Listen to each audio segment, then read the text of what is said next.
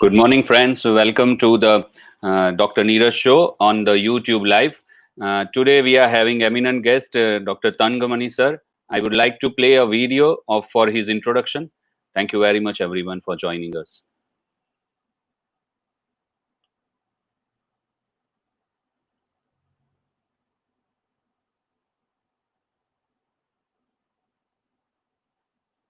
Today, we have an eminent personality, Dr. Thangamani Ramalingam sir, with us.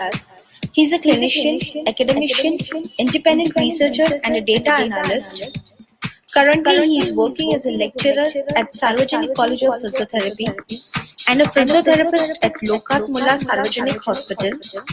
His educational qualification includes Bachelor's in Physiotherapy, Master's in Psychology, Diploma in Acupuncture, Postgraduate Diploma in Research Methodology, Diploma in Sports Physiotherapy, Diploma in Sports Management.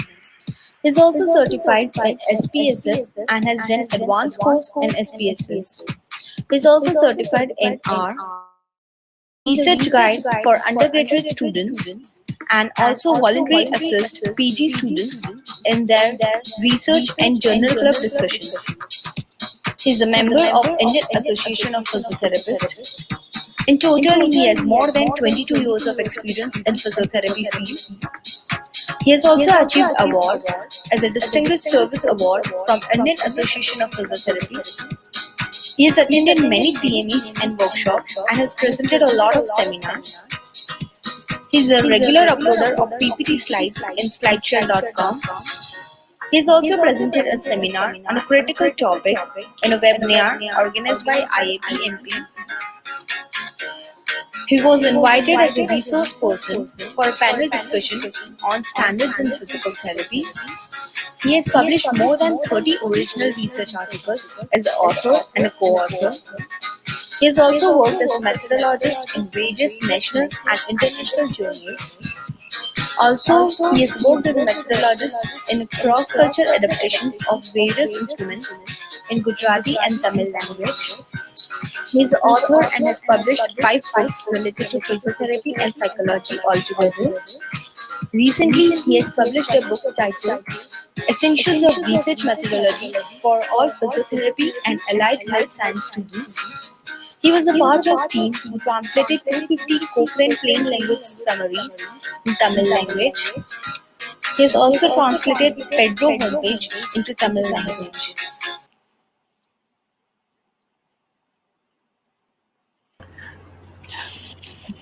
Dr. Thangamani sir, most welcome to the show. Good morning, sir. Good morning, Neeraj sir. Good morning, sir. Good morning. Friends, without wasting any time, we would like to start the education session from Dr. Thangamani sir. Sir, stage is for you, sir. Yes, sir. Thank you. Thank you very much, Neeraj sir. A very good morning to all of the viewers. This is Sunday. I'm taking your time. First of all, I take sorry for that. And next, I would like to thank Neeraj sir and Vikas for organizing this particular event on this platform. Even though the COVID-19 situation is somewhat dragging us down, a nice way of moving ahead as a teacher and a person in academics. This Ccpm, a revolutionary approach for chronic pain management. How I ended up with this particular concept or way of functioning in the area of chronic pain management. Just I'm going to come out with my own personal experiences, or you can say that my journey or travel on treating chronic patients. Why I landed up in selecting chronic pain management, I don't know.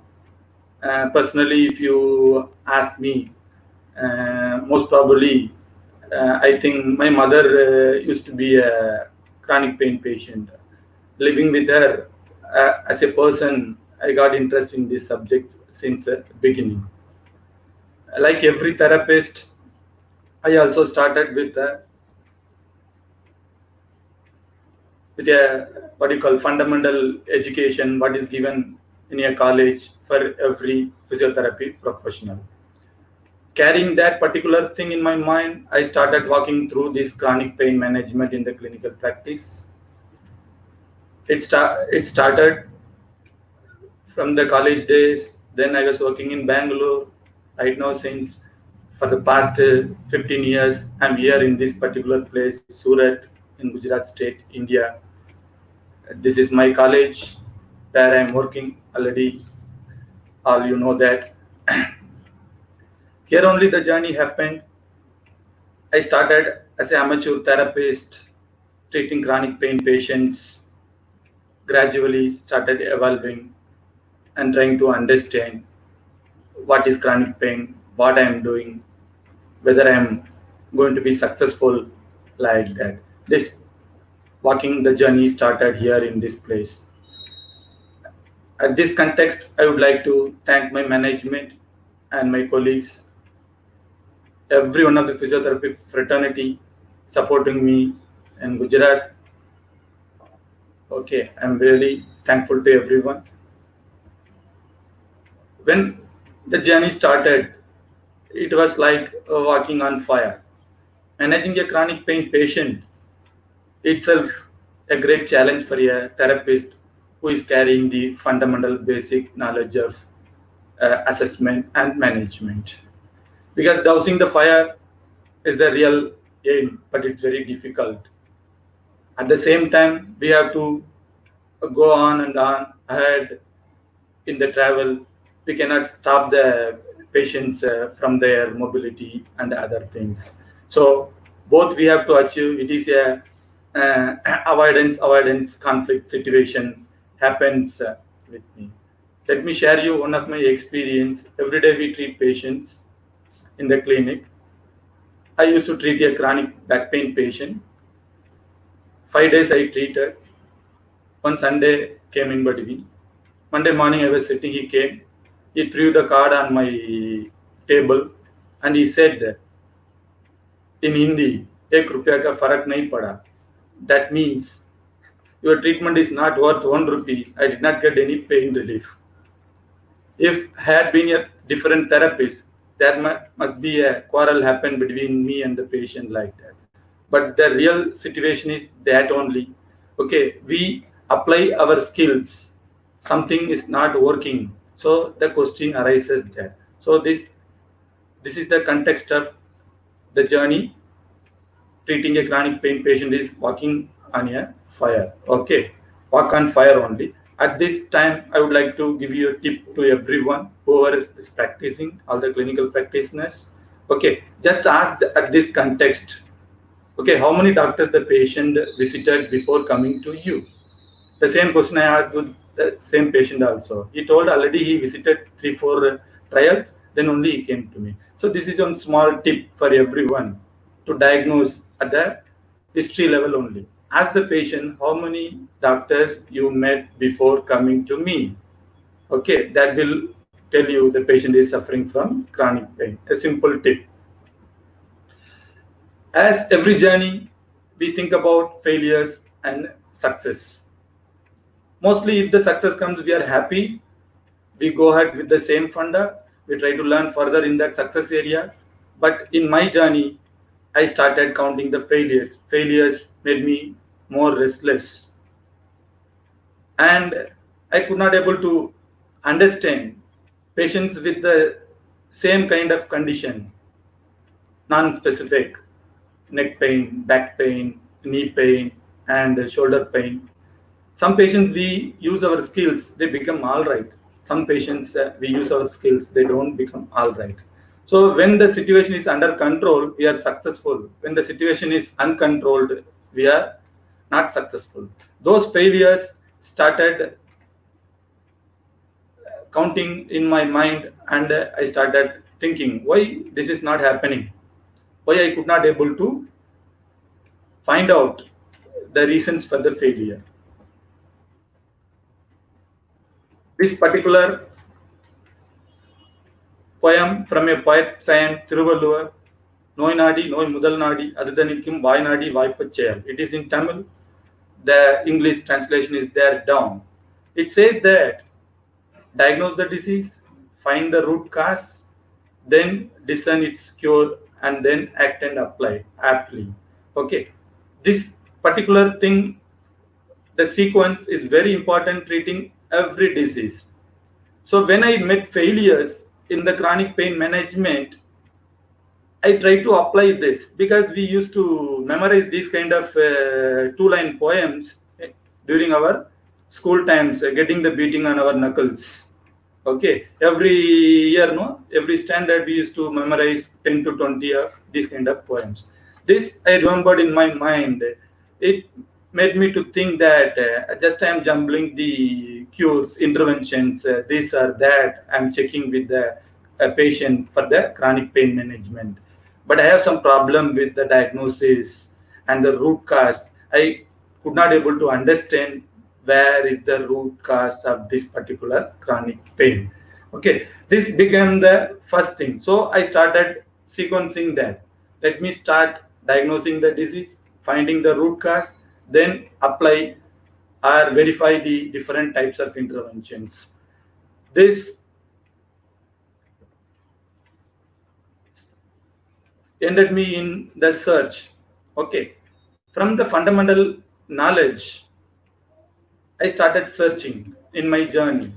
Okay, from the basic fundamental knowledge, we search only from muscles, joints, structure, function, mechanics, abnormality, because these kind of things are only taught to us as a fundamental way of approach in the assessment and management of the patients. The same funda I applied here, but I could not able to find the cause from all these structures.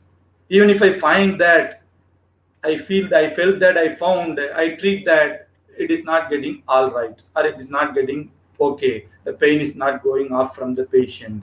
There, I came to know that there is one more thing which we have to concentrate. That is nothing but this nervous system. There, some problem is there. We have to concentrate on this. So here I would like to give you a tip to every clinical practitioners. Please do some kind of updating knowledge in the neurophysiology. This is of the need of the hour to treat chronic pain. This is what is the thing I understood. Okay. Then the clinical practice. Normally we are using the biomedical model of practice. Okay, basic ideas we apply. At the same time, the practice we do with these kind of things. If one is not working, we use the other one. If the other one is not working, we use the third one. Like that, even after we could not able to satisfy the patients with the pain relief.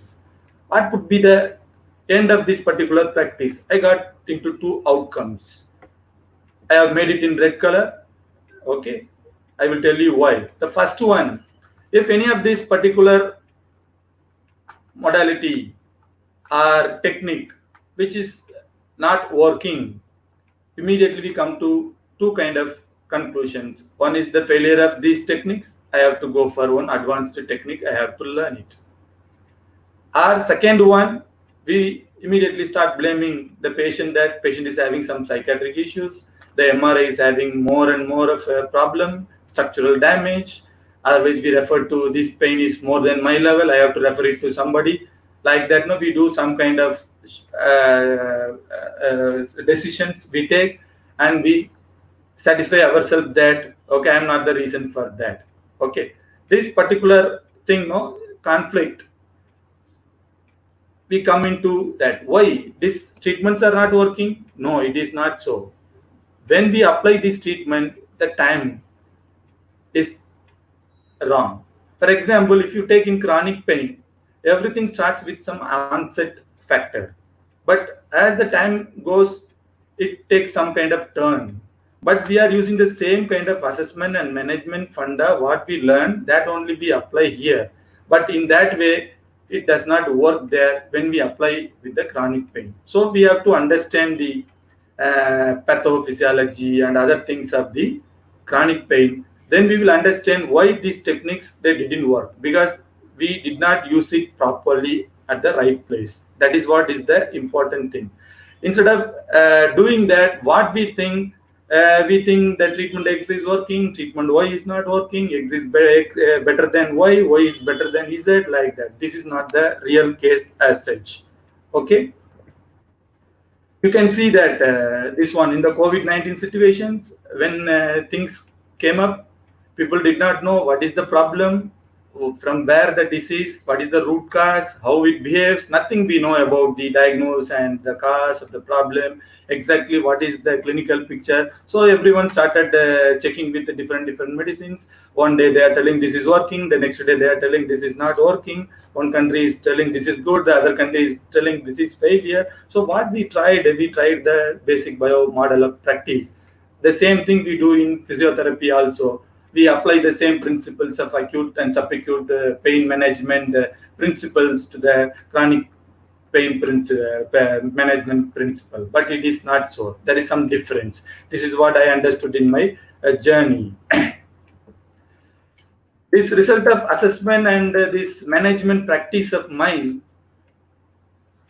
fixed my mind that I have some problem. I did not understand certain things. That is what I understood. I understood that what I did not understand. That is the disease etiology, which is lying there in this particular nervous system.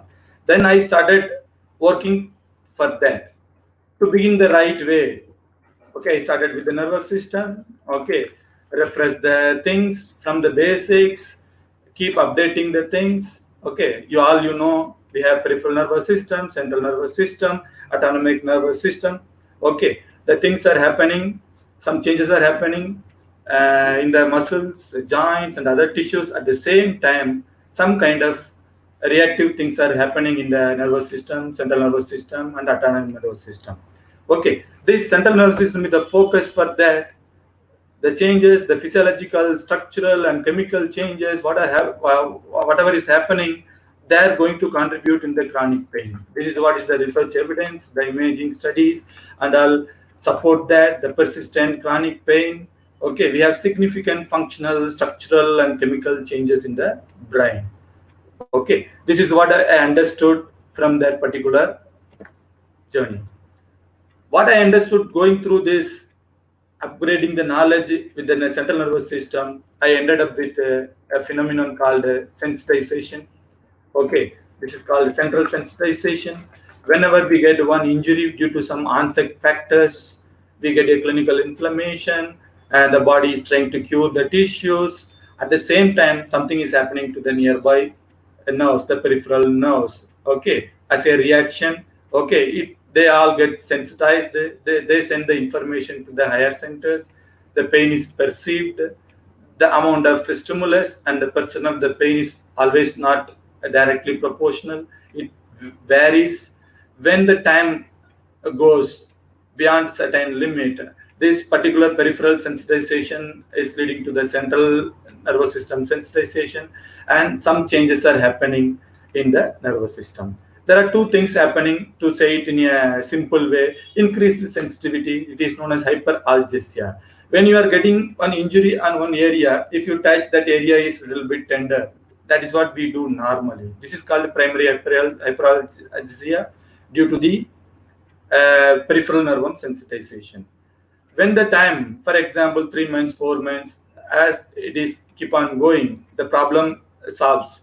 But the reaction, what happened to the central nervous system, they persist. They persist even after the lesion getting healed, the problem solved locally, but the central problem exists. Because of that, what happens? The hyperalgesia phenomenon spreads to the other area. Sometimes you must have seen in the house, no? You try to, or in the computer, or so it is like switching on or off, putting off the light switch, no? You on and off. Okay, whatever you are planning, that only should happen. You are trying to put the switch for the bulb blows. It is for the fan goes. Sometimes what happens, if you do the switch for the bulb, the fan starts running like that. That way in the body it happens because of the central nervous system sensitization, secondary hyperalgesia. The patient is having the left shoulder pain. If you touch the right shoulder and if you press, no, the patient is having tenderness. that is called secondary hyperalgesia. This increased sensitivity. A normal nociceptive stimulus, how much pain it is supposed to create and how much it is supposed to be perceived by the brain, that is being altered. It is increased into many folds. That is called the increased sensitivity. Okay, the second one, wrong perception of the stimulus. What is that? We have different kind of stimulus, cold, heat, vibration, pressure, like that. The painful stimulus can produce you pain. It is normal. When the other non-nociceptive, that is the other stimuli like heat, cold, and other things, they start producing the pain, it's a problem. You touch the patient says that I have pain. How come a touch can produce pain? Then it is called wrong perception of the stimulus. It is considered by your brain as pain. This is called allodynia. These two phenomena are of more of importance when we go through this. Okay, as a tip I would like to mention here is whenever you palpate, please palpate away from the site where you are treating. It is the important tip I would like to give it to the practicing therapist. Then find out any day the patient had more pain because of your treatment or your techniques, because we are all using all kind of stimulus, electrical stimulus, mechanical stimulus, push, pulls, everything. These kind of things may lead to some kind of pain aggravation to the patient. Patient may come and report, but as we did not understand what we say, we continue with the same treatment. We say that it will be like that only, tomorrow it will be all right, but try to understand what the patient is telling. Our treatment selection is wrong. In that way, you can just confirm yourself that you are treating a chronic pain patient. That is what I normally do. When I came to know that the sensitization is the problem, the next question came in my practice. Why this happens? Where is the exact cause and physiological explanation, theories that ended up with these kind of things? Alterations in the neural signals, flare-up, wind-up, that is summation of the stimulus, neuroimmunological response. Okay, started knowing about the NMDA, different kind of neurotransmitters, excitatory, inhibitory, their role and their presence, substance P, serotonin inhibitor, like that many things I came to know. Okay, this could be the real problem for the perception of the chronic pain. Okay, I came to know the cause. According to that poem, 2 lines poem, I came to know where is the cause. It is in the central nervous system due to some alteration of the some kind of physiological and chemical changes in the system. Okay, that is what I understood from that. Then any other thing, the practice, further practicing that, I came to know that these particular changes in the central nervous system is being supported by some kind of complementary things.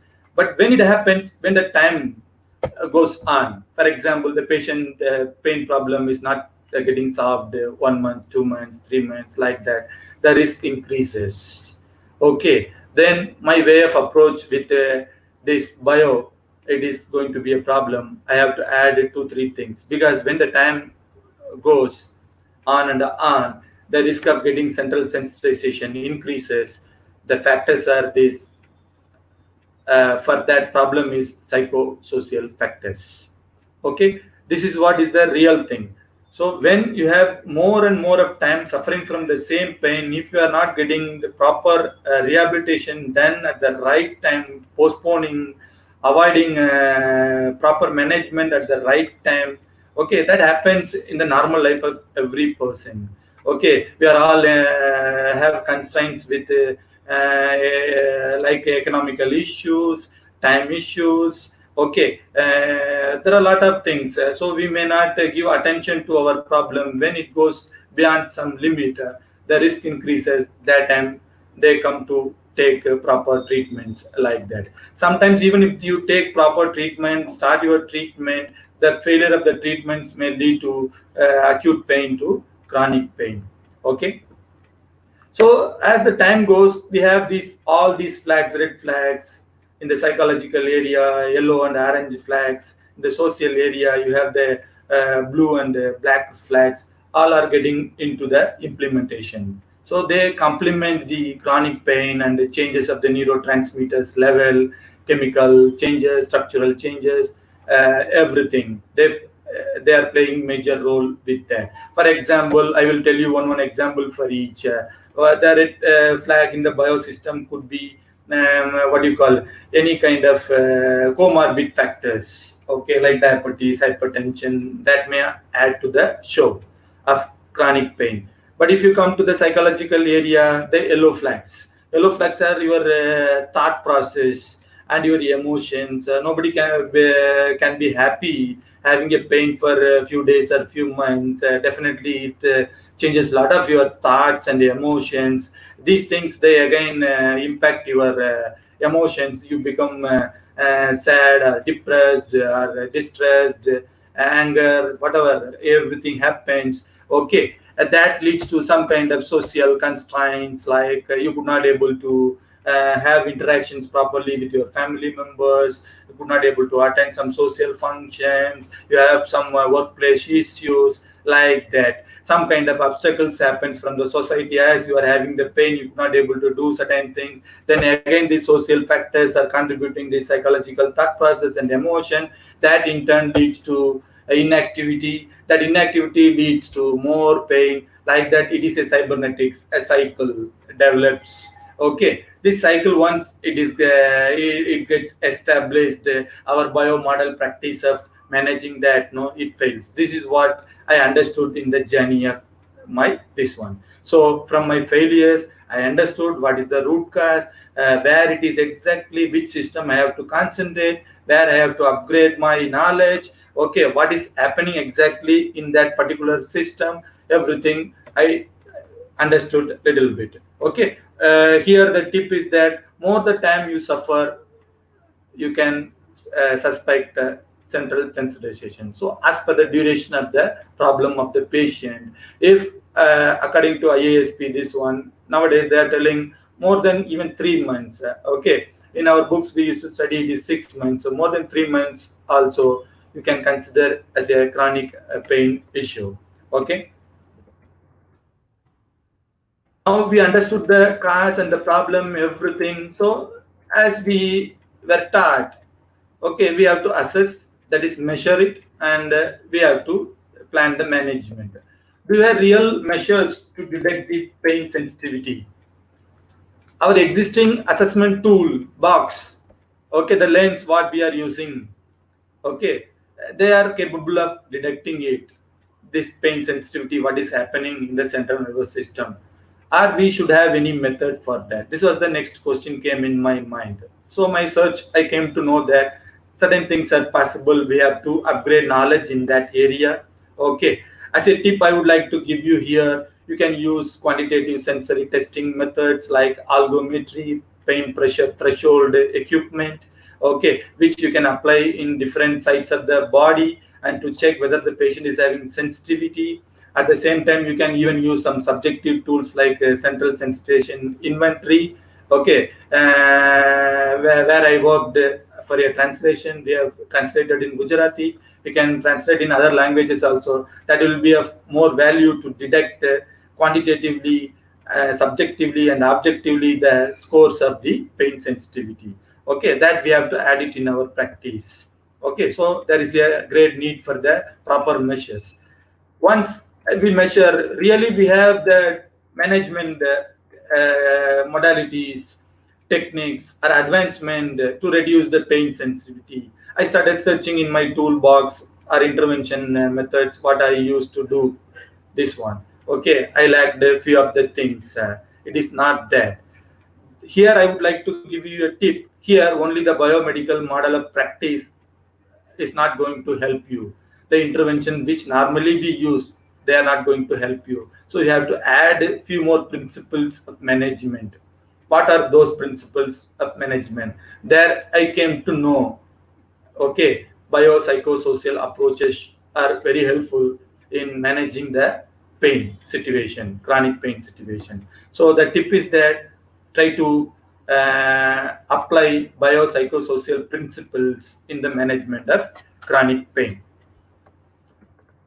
So comprehensive care is an important necessary thing for this one. So this kind of journey and failures, capturing the failures, interpreting what it means to me. Okay, the take-home message for me was this picture only. Okay, we have the train running on the rails. Okay, both sides you can see the signals.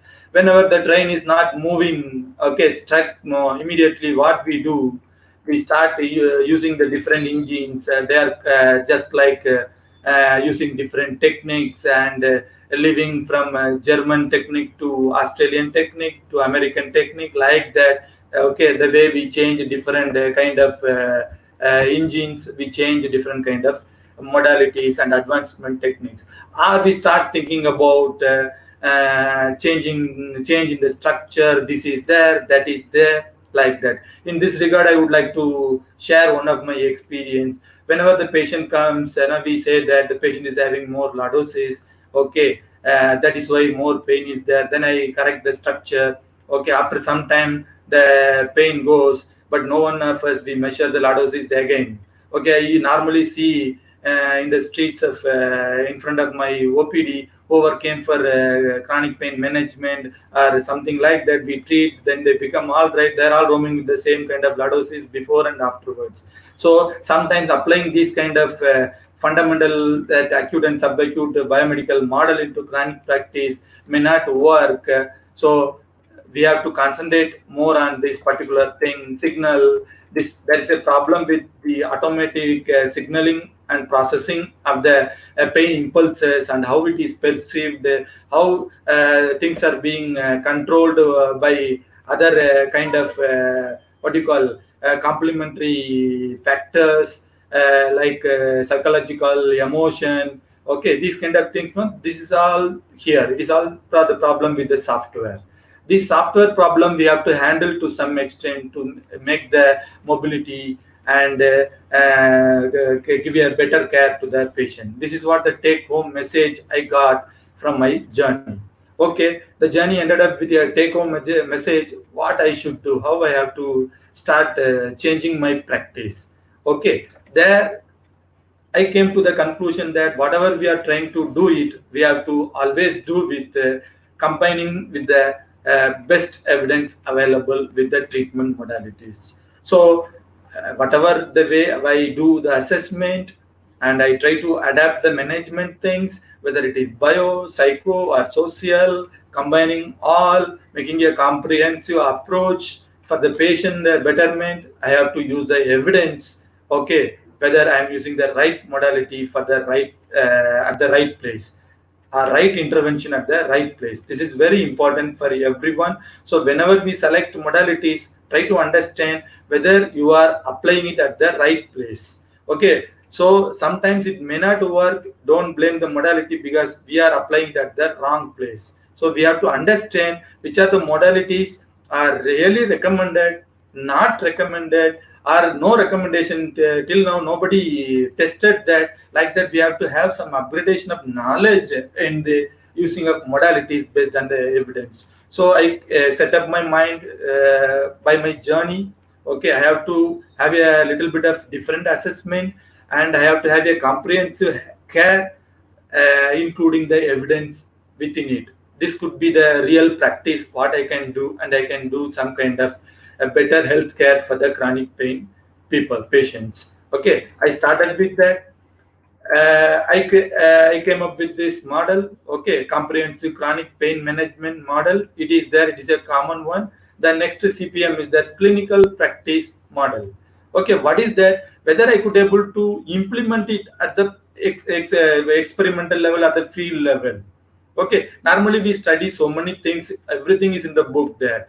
Till now, whatever I have told my journey, I learned everything is there in the books, in the references, in the what do you call literature. Okay, it is there since long. But what we do, we just concentrate on the biomedical model, the physical model. At the end, we write one or the two lines like that. Okay, then we forget and we just keep pushing on and on with the other things.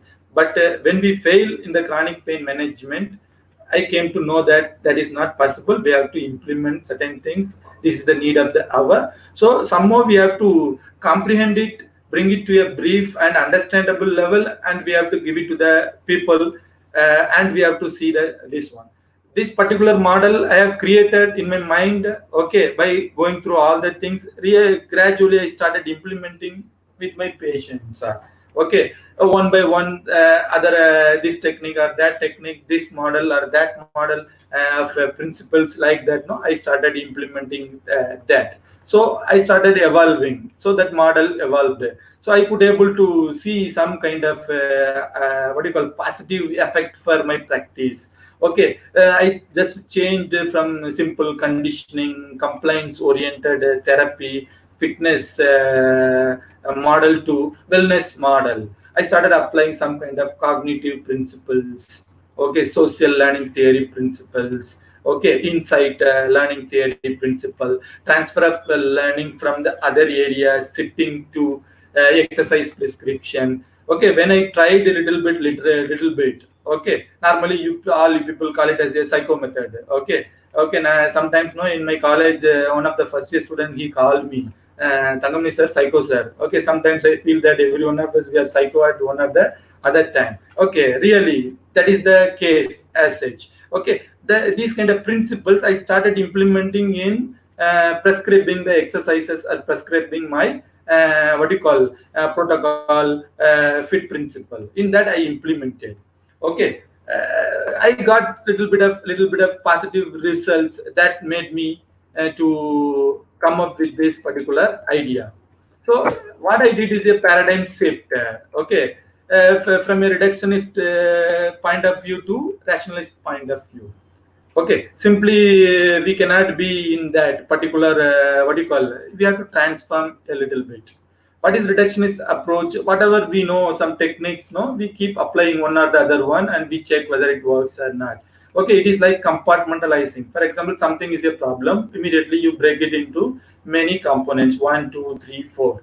Then you train the 1, train the 2, 3, and 4. Then combine 1 plus 2 plus 3 plus 4 all together. The function achieved like that. This model is not going to work with the chronic pain, because the chronic pain problem is existing somewhere far away from the area where you are working. So we have to have a rationalist approach. So when normally we say parts are not the whole. Okay, when you combine the parts, it is not going to be the whole in that particular thing. Okay, this is what we have to understand. Okay, that shift happened here only. So from the reductionist approach, I changed to the rationalist approach.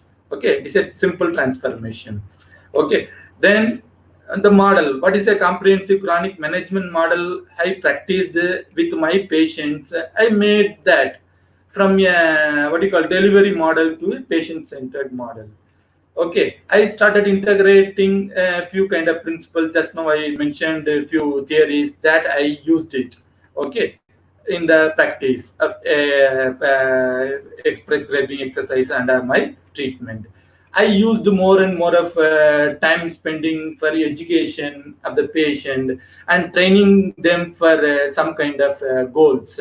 I used to give them small, simple goals, and I educate them. Okay, whether they like it or not, I time and again I talk to them every day. Okay, spending little more time, 10 to 15 minutes apart from my regular model. Okay, this regular model also I support. In India, you know that I call it as a placebo model.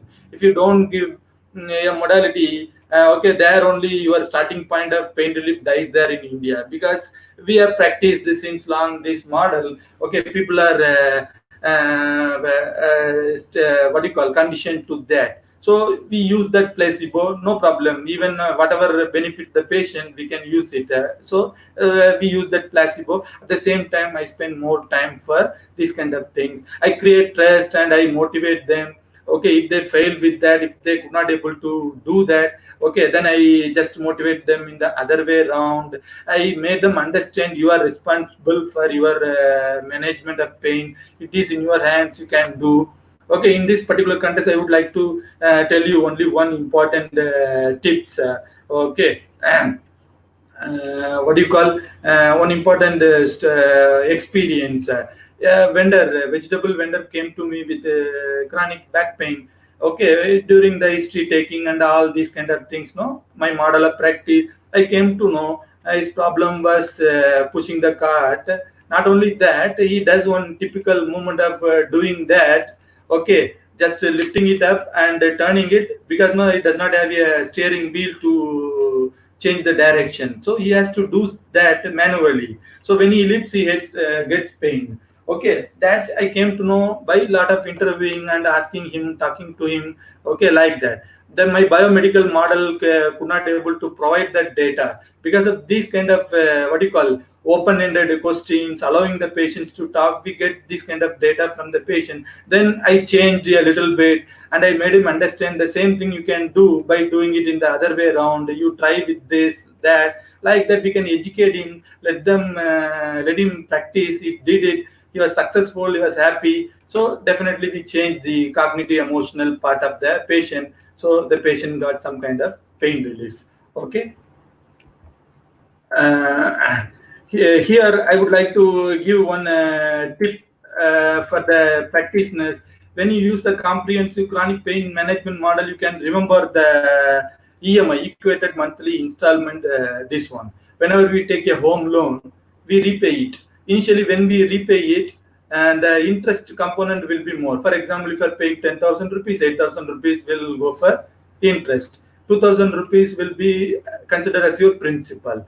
But gradually, if you have taken it for 15 years, 7 years, this will go. Then the next half, no, that will reverse. Your principal will be increasing, your what do you call, interest will be reducing. So this is the model which I would like to practice. I practice. Initially in the acute pain, the first part works, but in the chronic pain, the second one works. So initially what you have to do with more and more of interactions and trying to understand the patient. Okay, less modality, like that. The bio component less, psychosocial component more. Gradually you push the patient towards your goals. And you can apply the fit principle and everything, but with a little bit of flexibility and believing in the autonomy and self-efficacy of the patient. That is very, very important. We should not be very rigid in prescribing the repetitions and other principles of practice, what we do in the fitness model. This is a wellness model. It should be somewhat flexible. The patient should be involved. The patient should feel that he would be able to do. Once the trust achieved, you move further, like that. This is what is the real thing I practice. Okay. When you apply this, always focus first should be on focus of the patient. So every movement of the function starts with your cognition, and it is supported by the emotions. Okay, and supported by the preparation of the body mechanisms. Then only movement, then only function. So always focus is on the focus of the patient. Where the focus of the patient, the chronic pain patient, where they are, what is their cognition, what their thought process. Definitely we have to fine tune that. If you don't do that, that will have the impact on their control, both the emotional as well as bodily. This one. Okay, they may adapt inactivity, they may get bored, they may not do the things properly. That will lead to loss of control in their emotions as well as the bodily structures. That leads to some kind of movement impairment and disability, etc., etc., and contributes to the pain. Okay. When you are implementing your comprehensive approach, it is somewhat opposite to that compliance model to adherence model. Here, the adherence of the patient, how the patient understands the concept and your idea, your goals, and how he is going to progress gradually, progressively. Okay, so we use the word progressively in the fitness model. Here, it should be somewhat flexible. Okay, you cannot fix them with a number of repetitions very rigidly. Gradually, it is everything based on their success, and you have to move next. First, it is their adherence. Adherence is very, very, very important, because mostly here the problem is the patients are always in a pre-contemplation stage. If you say exercise, most of the people, I normally tell my students that it is like equal to cockroach phobia. Okay, how people are getting cockroach phobia like that. No, so they don't afraid of anything else, but cockroach they are afraid. Most of the patients they are afraid of what you call exercise. If you give them modality, they are happy. But if you say exercise, they show the face to you. So it's very difficult. You have to use that conditioning theory, desensitization. Gradually, you have to push them and their importance, exercise. Okay, getting success with one or two, then gradually go and achieve your goals. So being practicing the rigid model will be a problem here. So adherence should be very important. At the same time, patient should be maintaining that. Okay, what do you call that? Whatever he initiated, otherwise that will not give you the what do you call end result, or it may not be giving consistent result. The patient may just drop the exercise session suddenly, and how long I will be doing the same thing like that. So adherence and maintenance, these two things are very important. Okay, in this place, I would like to give you two tips for the practitioners. Okay, you must have studied in psychology, humanistic theory. According to that theory, you believe in the person self. Yes, they can do. They have the capacities and capabilities. Believe in their capabilities. Just what do you call? Accept it. Okay, admire them for the practice. Motivate the self. They can do it. They can get involved. Okay, it may take some time, but you have to do it. Even little we do, that is going to be a major effect. Okay, the next tip is that chaos theory. Okay, according to this theory, if you do in the mathematics and all, in between the steps, no, you do, instead of writing 2, you write 3. For example, x square, you put x cube. At the end, the result is going to be far away from your original result. Same thing is applicable in the reverse in the management. You do a little to the management, that will have a large effect in the pain relief. So definitely, even it is little, don't underestimate the little effect. Just keep going. That may produce a larger effect in the pain outcome. Okay, this particular comprehensive chronic pain management care will cover all the realms of the life. Okay, the dimensions. Okay, we are all well versed with the body. The next one is mind, emotion. Okay, lifestyle, environment, spirit, and society. Okay, the chronic pain is contributed not only by the aggravating and relieving factors of the bodily things that we already studied and we practice with our SOAP way of assessment. The same thing is applicable here. We call it as risk factors and protective factors. Certain every area you have the risk factor and protective factor. Okay, by having a motivational interviewing session with the patient, spending a lot of time, okay, we can just understand which are the risk factors or protective factors we can stimulate or we can put down, okay, to produce the pain. For example, you see, you are treating a chronic pain patient. The patient is having a problem with the lifestyle. He is not taking proper sleep.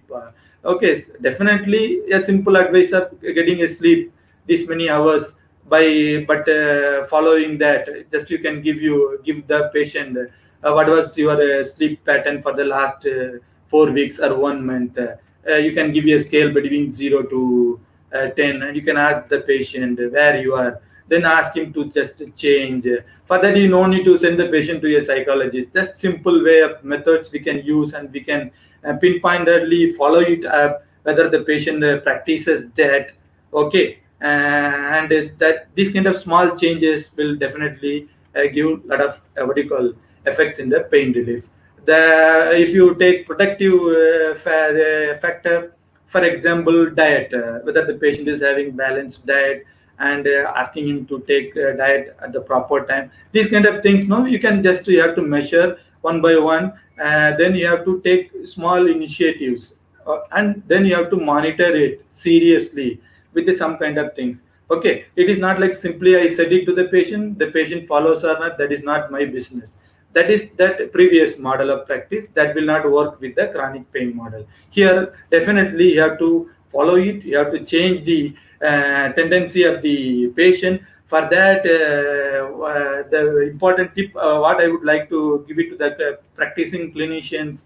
Okay, physiotherapist, you have the EFT room, ultrasound room, cubicle, exercise therapy, this one. Like that, you have one PS room, psychosocial approach room. There you do something seriously, some 10-15 minutes of every session. Okay, that is what I'm trying to do with this particular Ccpm approach. I'm planning to have a spreadsheet which can be given to the clinical practitioners. They have to tick and follow the things in a periodical manner, where whichever the session patient they attend with you, and you have to upgrade your knowledge to use this particular method. We have to have some kind of upgradation. Okay, so professional upgradation is very, very important. We need some kind of training. Okay, then we can create one more room in our this one. Whatever this I told, these are all the important management techniques of CCPM. Okay, neurophysiological education. Till now, whatever I was telling you, okay, regarding the central sensitization, how pain in one area is shifting to the other area, how it is going on here and there, what happens to the signals processing, all these things are normal. It may happen to anyone and everyone. These kind of neurophysiological educations, we have to create a chart or something. You can give a small video and you can play it to the patient can listen and they can understand, yes, okay, something I understand from that. Most of the problem they get solved when you understand the problem. So problem is not a problem actually. Not understanding the problem is a real problem. So first we have to initiate with education. Then we have to do with a lot of motivational interviews to find out the real goals. You have to talk a lot. Motivational interviewing is a real method which is used in de-addictions and all that method. No, the principles can be used here also. We have to put open-ended questions to the patients compared to the closed-ended questions. For example, where is do you have pain? Is it paining? These kind of questions, no, they will give only answers. Instead of that, can you please describe your pain? Then you are just allowing to tell more and more, and how it impacts, what kind of emotional feelings you get during the pain event. Can you please describe? So you are giving what do you call 2-3 pages to him. So he will try to fill it. The patient will try to fill that. From that, you may get a few of the things which you need for changing the what do you call cognitive and emotional part of the individual. Then goal setting and pacing principles for exercise. That is what in the previous slide also I told. So we have to set the goal. Same like fitness practice, 80% of the maximal heart rate. Here also we have to find out what is the capabilities of the patient. Just reduce some 20-30%. Gradually you increase week by week. Don't push it. Okay, like that you can go for pacing methods. These are all very important psychological methods only. Use it in your exercise prescription. Then find out the unhelpful thought process and the modification of that. Okay, many patients with back pain and all, they think that I have a disc damage. Okay, if I move, my disc will be damaged more. This particular cognition is producing that emotion called fear. Because of the fear, they don't do something, or they don't take more rest. They avoid certain things. Because of avoiding that, they end up with a lot of psychosocial, economical consequences. That leads to inactivity. Inactivity leads to more and more of pain. That pain again strengthens the cognition. Like that, this vicious cycle happens. For this, I would like to give an example. Like how do you describe the MRI to the patient? Okay, you see the MRI, but you explain. The patient will ask, sir, what is there in the MRI? Okay, I came to know that L4, L5 is damaged. I say that, yes, let me check, then I will tell you. Then I check the patient. End of the session only explain about MRI, because the patient won't go. He will wait, sir, you tell me you did not tell about the MRI. I will tell that this MRI we have taken, the doctor has taken just to see how this particular thing and is correlating with your symptoms. Okay, as I assessed you, I don't think it is not that. Most of the people, they have this. If it is correlating only, really we have to consider whether you need a hi-fi treatment or better treatment, other higher level consultations, surgery. For that only we have taken. This MRI is showing not that. Okay, your problem is simple. Let me treat like this. Like that we go. Okay, if really it is correlating, then we have to think about referring the patient to the higher level, next and next things. Okay, that will happen. These kind of important changes, a simple cognitive change that changes the involvement of the patient. Then distress management, one important thing, patients, they have repeated crying episode because of the chronic pain, okay, and family situations, interaction problems. So we have to improve the coping skills and all. Okay, this distress management and all, no, we have the techniques we can use, and we can just have some kind of consolation. Okay, you are not the one. You can show the other patients who is coming. You can make them a discussion with the other people. Okay, you can call the 2-3 patients at the same time and make them to interact with everywhere, each and everyone. That may lead to some kind of understanding that everyone is suffering. I'm not the person alone. So I also can come up with the I can get better relief with the pain if I really involve in the treatment. Then self-efficacy. This is one of the important thing. It is a kind of treating, improving the what do you call efficacy level of the patient. Really, whenever you prescribe exercise, you have to give them time. Don't prop them. Don't make them hurry, and don't point out their mistakes. Accept their mistakes. Gradually fine tune it. Ask them to articulate. Ask them to understand what mistakes they do. Everything you have to get it from them. You don't command. Don't be arbitrator, and you decide and judge everything. Ask the patient to get involved, what kind of mistakes, how they have to fine tune, but you be a stimulus. Okay, there are some steps for self-efficacy. Those principles we can follow to avoid procrastination of towards exercise. Normally, we are all ready for exercise, but we never start. Okay, being ready and starting both are something different. Okay, whatever I told till now, if you try to implement in the research, okay, the chronic pain management, we have to have the multidisciplinary team. I'm not putting the role of multidisciplinary team outside, but somebody should take the center stage of the multidisciplinary team. What we do our work, every one of us, we do our work, we leave the patient, it is not there. If at all we could able to transfer some of the knowledge from the other areas, psychosocial concentration, okay, motivation, education, all these things, the physiotherapist, we can become the center stage of this walk on fire. We can really try to have a better role in the chronic pain management. Okay, till now, whatever I talked to come to the center stage in the chronic pain management, everything should follow with evidence.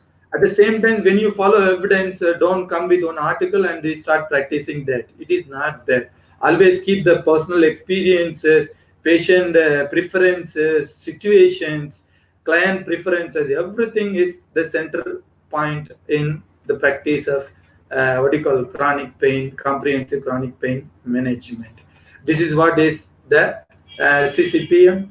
This CCPM, when I do, I really want to take this thing to the next level. Okay, whatever I do, I would like to give some kind of evidence that I'm doing everything based on only evidence, following the evidence, what is being given by the people who are worked in this area. Okay, especially from IASP, International Association for Study of Pain. They have given a desirable characteristics of practice for the nations as national pain strategies. Okay, every nation should try to implement these kind of things. Okay, in their country when they do clinical practice. Okay, for the pain management in the healthcare system. Whatever I told, everything is there. You can see that the first thing is there. My aim is that education of the professionals as well as public. Okay, first, before going into public patient education, we therapists definitely we should upgrade our or update our particular idea about the basic science of pain, how we can better assess the patient in a better way, and how we can select the right management techniques for chronic pain, and what kind of model of care we have to do. Okay, how timely we can implement it, how we can include the patients in the care and the family members inside, Okay, whether we are going to give access time to the patient, that's very, very important. Okay, when the patient spends time 40-50 minutes, okay, most of the time we spend with modalities which are not recommended for chronic pain, there we fail. Okay, finally, we have to have concentration regarding the quality of life measurements, very important. Okay, whenever we give the care, we have to understand the satisfaction level in all the dimensions according to the rehabilitation criteria. Okay, you all know that the dimensions of care, psychological, social. So try to get everything. Okay. Finally, research should be improved in every area. For that, first we have to improve the knowledge of the professionals. Then we have to have a comprehensive plan, implementation plan. Then gradually we have to implement it, because private practice, different types of practice existing in India. So if at all we have to take to the primary care of practice, okay, it should be somewhat very, very comprehensive, simple, easily understandable, feasible, pragmatic thing. Okay, so the my plan is that to create a simple chart for the what you call spreadsheet to implement and give it to the clinical practitioners. Then we can do this part, implementation and research, okay, getting the outcomes, okay, whether we are succeeding, we are going towards the right way. Okay, this is my journey, I want to go. Till now, whatever I tried, all are pieces and fragments I applied, I just personally experienced. So I want to just put it on what do you call black and white. For that we have to go a long way. In that context only I collaborated. So research does not happen without collaboration. Dr. Neeraj sir, Spinex, okay, they really helped me as soon as I came up with the idea. Okay, he agreed we are going to go ahead with this particular journey further. Okay, thank you all for your patience and listening me. I know that psychosocial is somewhat dry and not interesting. Even though you have given your time, thanks for everyone. If you have any queries, you can just let me know by email, or this is my WhatsApp number. You can just WhatsApp me or call me. No problem. Your questions are really answers for my what do you call goals. Please do that. Okay, always question that. It is the right way of approaching. Science moves on like that. Thank you very much. Back to Neeraj sir. Yeah, thank you very much, sir. It was very interesting, and we thoroughly enjoyed the way you have taught us. Sir, there are a few questions are coming in the chat group. Friends, I would like to request you that whomsoever wants to ask the question, please write Q before your message, and then space, and then type your question and send it to the chat group. So we can easily ask those questions to the sir. Sir, meanwhile, they type the questions. I would like to play your introductory video once again, sir. Okay, sir.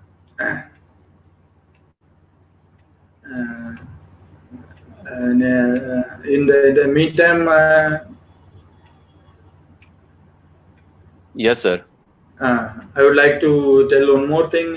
People can just go through the work of Dr. DRNIRAJBHANSALI in his YouTube channel. People even can subscribe. Okay, more and more of informative things, whatever he is doing. People can watch and subscribe. This is my request for the viewers, if you are interested. Thank you very much, sir. Thanks for that, for kind words. Today, we have an eminent personality, Dr. Thangamani Ramalingam sir, with us. He's a clinician, academician, independent researcher, and a data analyst. Currently, he is working as a lecturer at Sarvajanik College of Physiotherapy and a physiotherapist at Lokat Mullah Sarvajanik Hospital.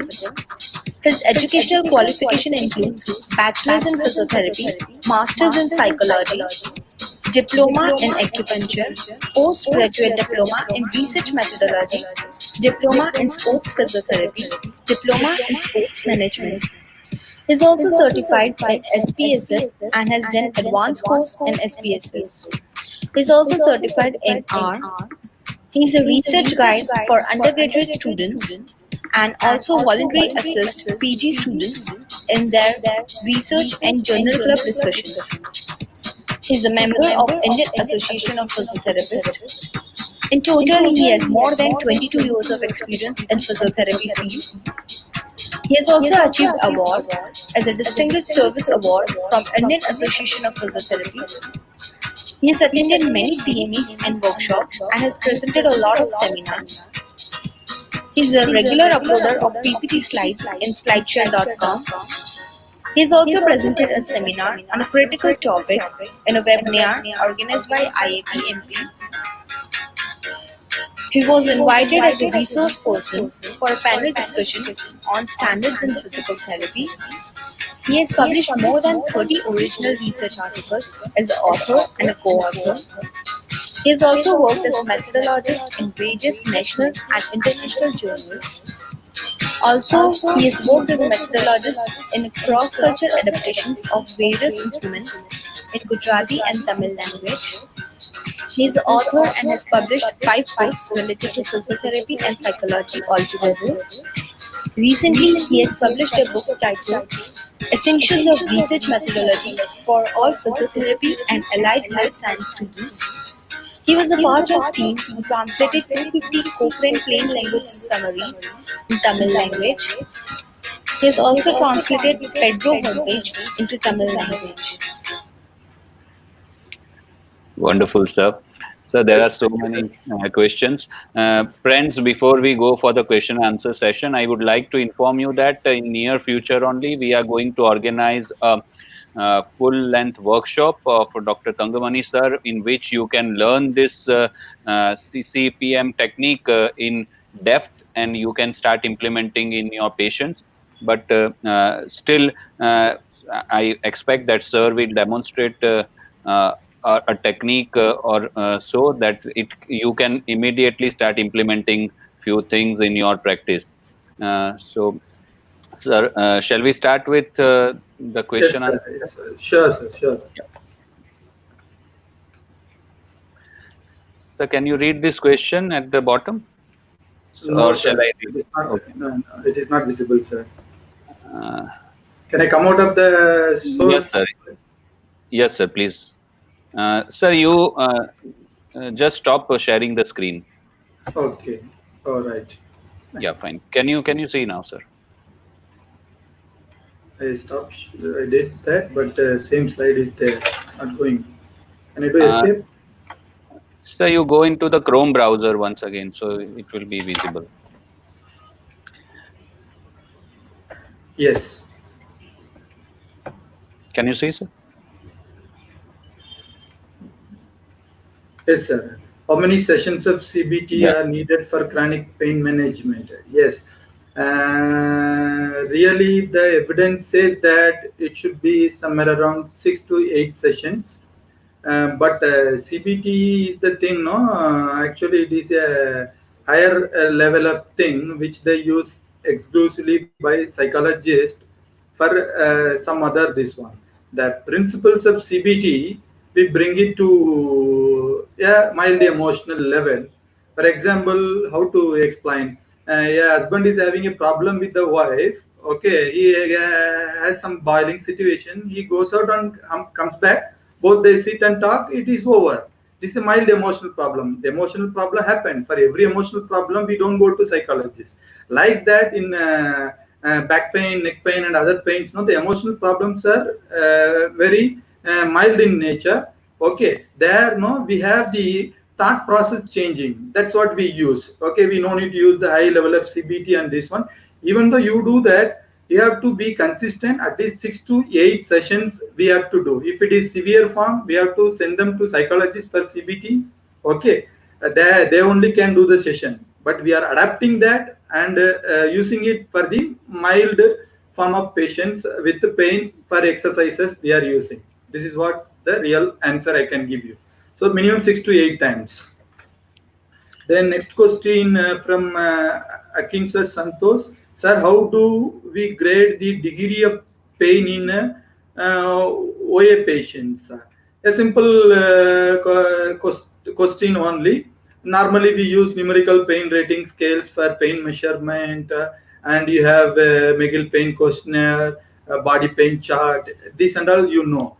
If at all a chronic pain patient, you can measure algometry or some kind of subjective measures like I told you, central sensitization inventory. These things are used to measure or quantify the chronic pains. Next, sir. Vidi Dave, sir, can you explain self-efficacy enhancement with an example? Yes, it is a simple thing actually. How we teach our children. Okay, age of 3 or 4. Okay, what we do when they start writing A, immediately we don't expect A from them. Okay, we do a role model play. Okay, what we do, we just write them. They see it like that. You do the exercise. Then what we do, we catch their hand and do the A like that. You just support them when they are doing a exercise. You have some principles steps to follow. For example, you can say that modeling, scaffolding, then fading away, then articulating, reflecting, and exploring. These are the steps of self-efficacy training. Okay, so when the patient does, okay, you do it. They will do some mistake. You ask them, are you satisfied? They will only say that, no sir, I am not satisfied. I am thinking my this hand is going there, that hand is. Then you just give your what do you call corrections. Then again you get them done, learn it, explore it. Finally, they will come to the right way of doing it. This is called a self-efficacy management. For example, a PA shoulder patient is there. You ask them to do elevation, head elevation, 10 time repetitions. It's fine, but he will not do full range of motion. He will have pain. He won't even start also. You start 20 degrees. You prove that it is possible. Let the patient feel that, yes, I'm successful. Okay, after 2 days, 20 degree to 30 degree, yes, you are doing it right. I'm with you. Let me catch and do. Then he experiences no pain. I can do these kind of things. No, changes his mind. He gets involved in the exercise. This is called a self-management, believing in self-management. This really called self-efficacy. It is a kind of practice with steps, knowing the steps. It is not like simply telling us you do it. You are doing mistake. You what do you call? Do it properly. This is wrong. This is right. That way of teaching won't work there, because that reduces the self-esteem of the individual, because already they have the problem with the life. Life means I'm not telling their real life. Their low, they will be having low self-esteem, internalized beliefs. I for internalized beliefs, F for fear of unknown, and E for excessive control. They will try to do it very fast. Okay, fast they will do and they will finish it off. If you said 10 times, no, people can do it in 3 seconds also, like that, because they want to control it. They want to control everything immediately. It is like learning a bike or car. It will take some time. That is the funda for chronic pain management. Self-efficacy really will come by judging and failures and success by the person himself or herself, not by us. Yes, sir. Next question, sir. Dr. Ignace Rathod. Okay. It's a very good thing. What is the evidence of TENS in chronic pain? Actually, if at all I have to say for physiotherapy, I can say that TENS works very well. No. Sometimes in some days, even TENS, no, it does not work. You have to find out the day is good or bad, because chronic pain behavior, it has a fluctuating what do you call chart. Okay, you don't know which day it will be up. If the diabetes is more on that day, the patient had 2-3 sweets because of some function, it will go up. If the patient is having some kind of emotional issues, not getting the salary, some issues with the workplace, issues with the wife, family, commitments, it may go up and down. Okay, when it is up on the go, okay, they are more sensitized. If you give TENS, definitely that electrical stimulus also going to increase the pain. So you have to know at what point of time you have to restrict your treatment. So there is evidence for TENS. There is evidence that you should not use TENS in chronic pain. So really it is a balancing situation, understand the scenario, and we have to do it.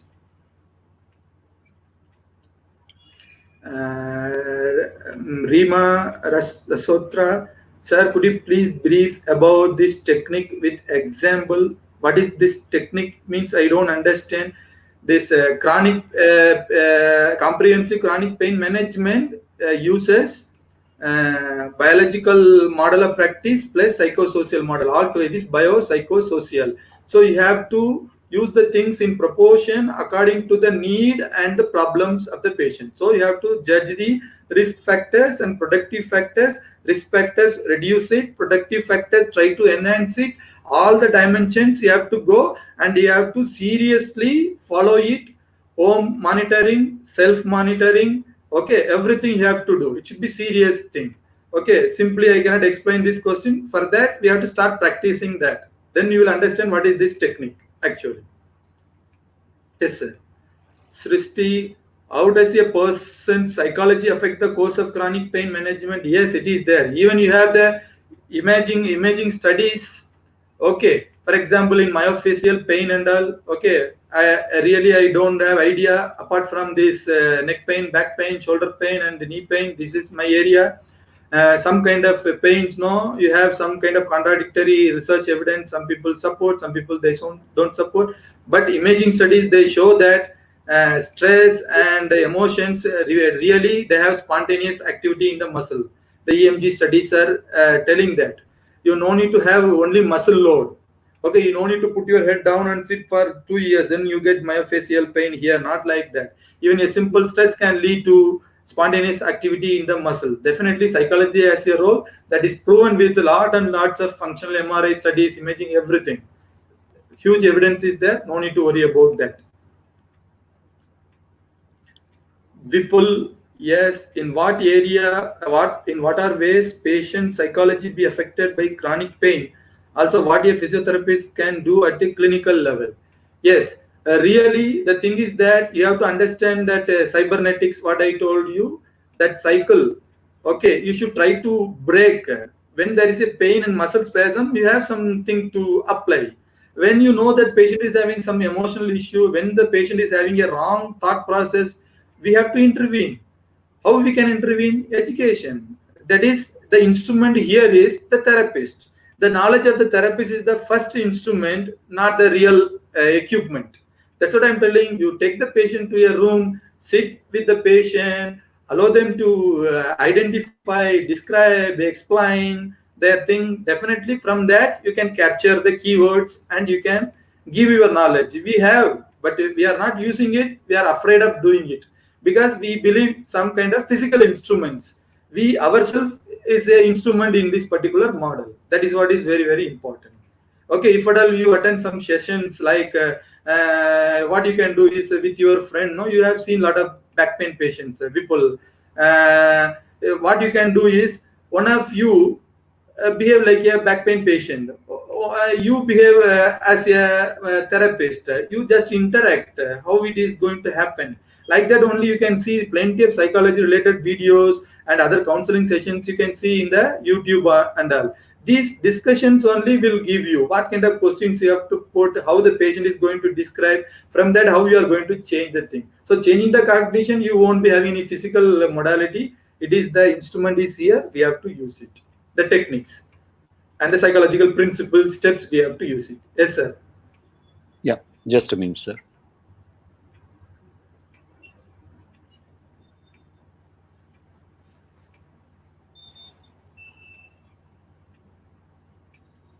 So Dr. Subodh Desai sir is also watching you and he has also asked. Sir. Very happy to have you, sir, in my meeting, sir. Thank you very much, sir.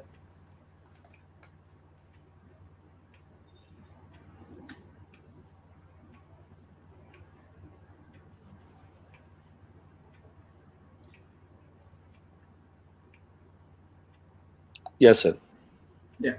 Savla, what back study can I do before practicing and clearing my knowledge for this Ccpm? What back study can I do?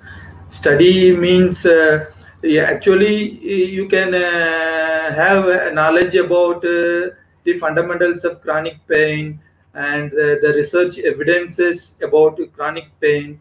Even the last slide I show you, you can go and visit the IASP site.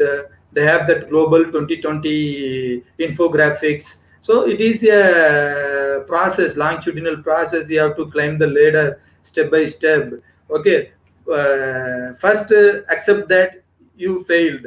Okay, here I would like to say one of the things what I read in Facebook only by a therapist. When I treat three patients, one patient of mine, no, he gets all right because of my skill. I know that I applied this technique, he became all right.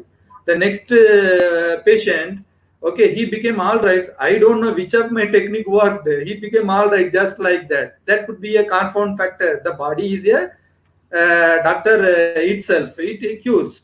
The third one, he never becomes all right. I don't know, even after applying many techniques, this and that, I don't know why he did not become all right. These are the important things which we have to understand.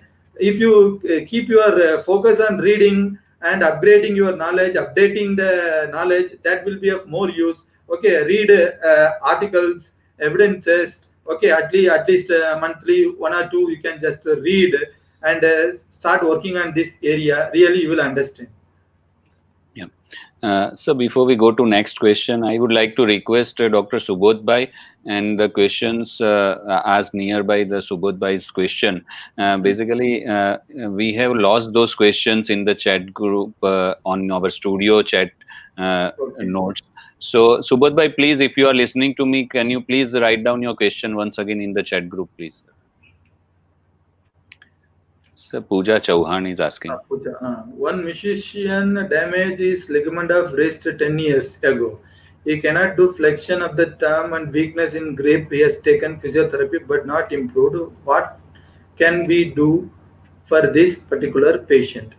In the biopsychosocial model, first, we are not telling that you should not do any biological. So you have your assessment, find out it is a realistic goal or unrealistic goal. So fundamentally, first you have to check it whether the patient joint is okay, it is a modifiable. Okay, even though we have treatments from the biopsychosocial models, no treatment, none of our technique is 100% guaranteed technique. We have our own limitation. This is the real funda of science.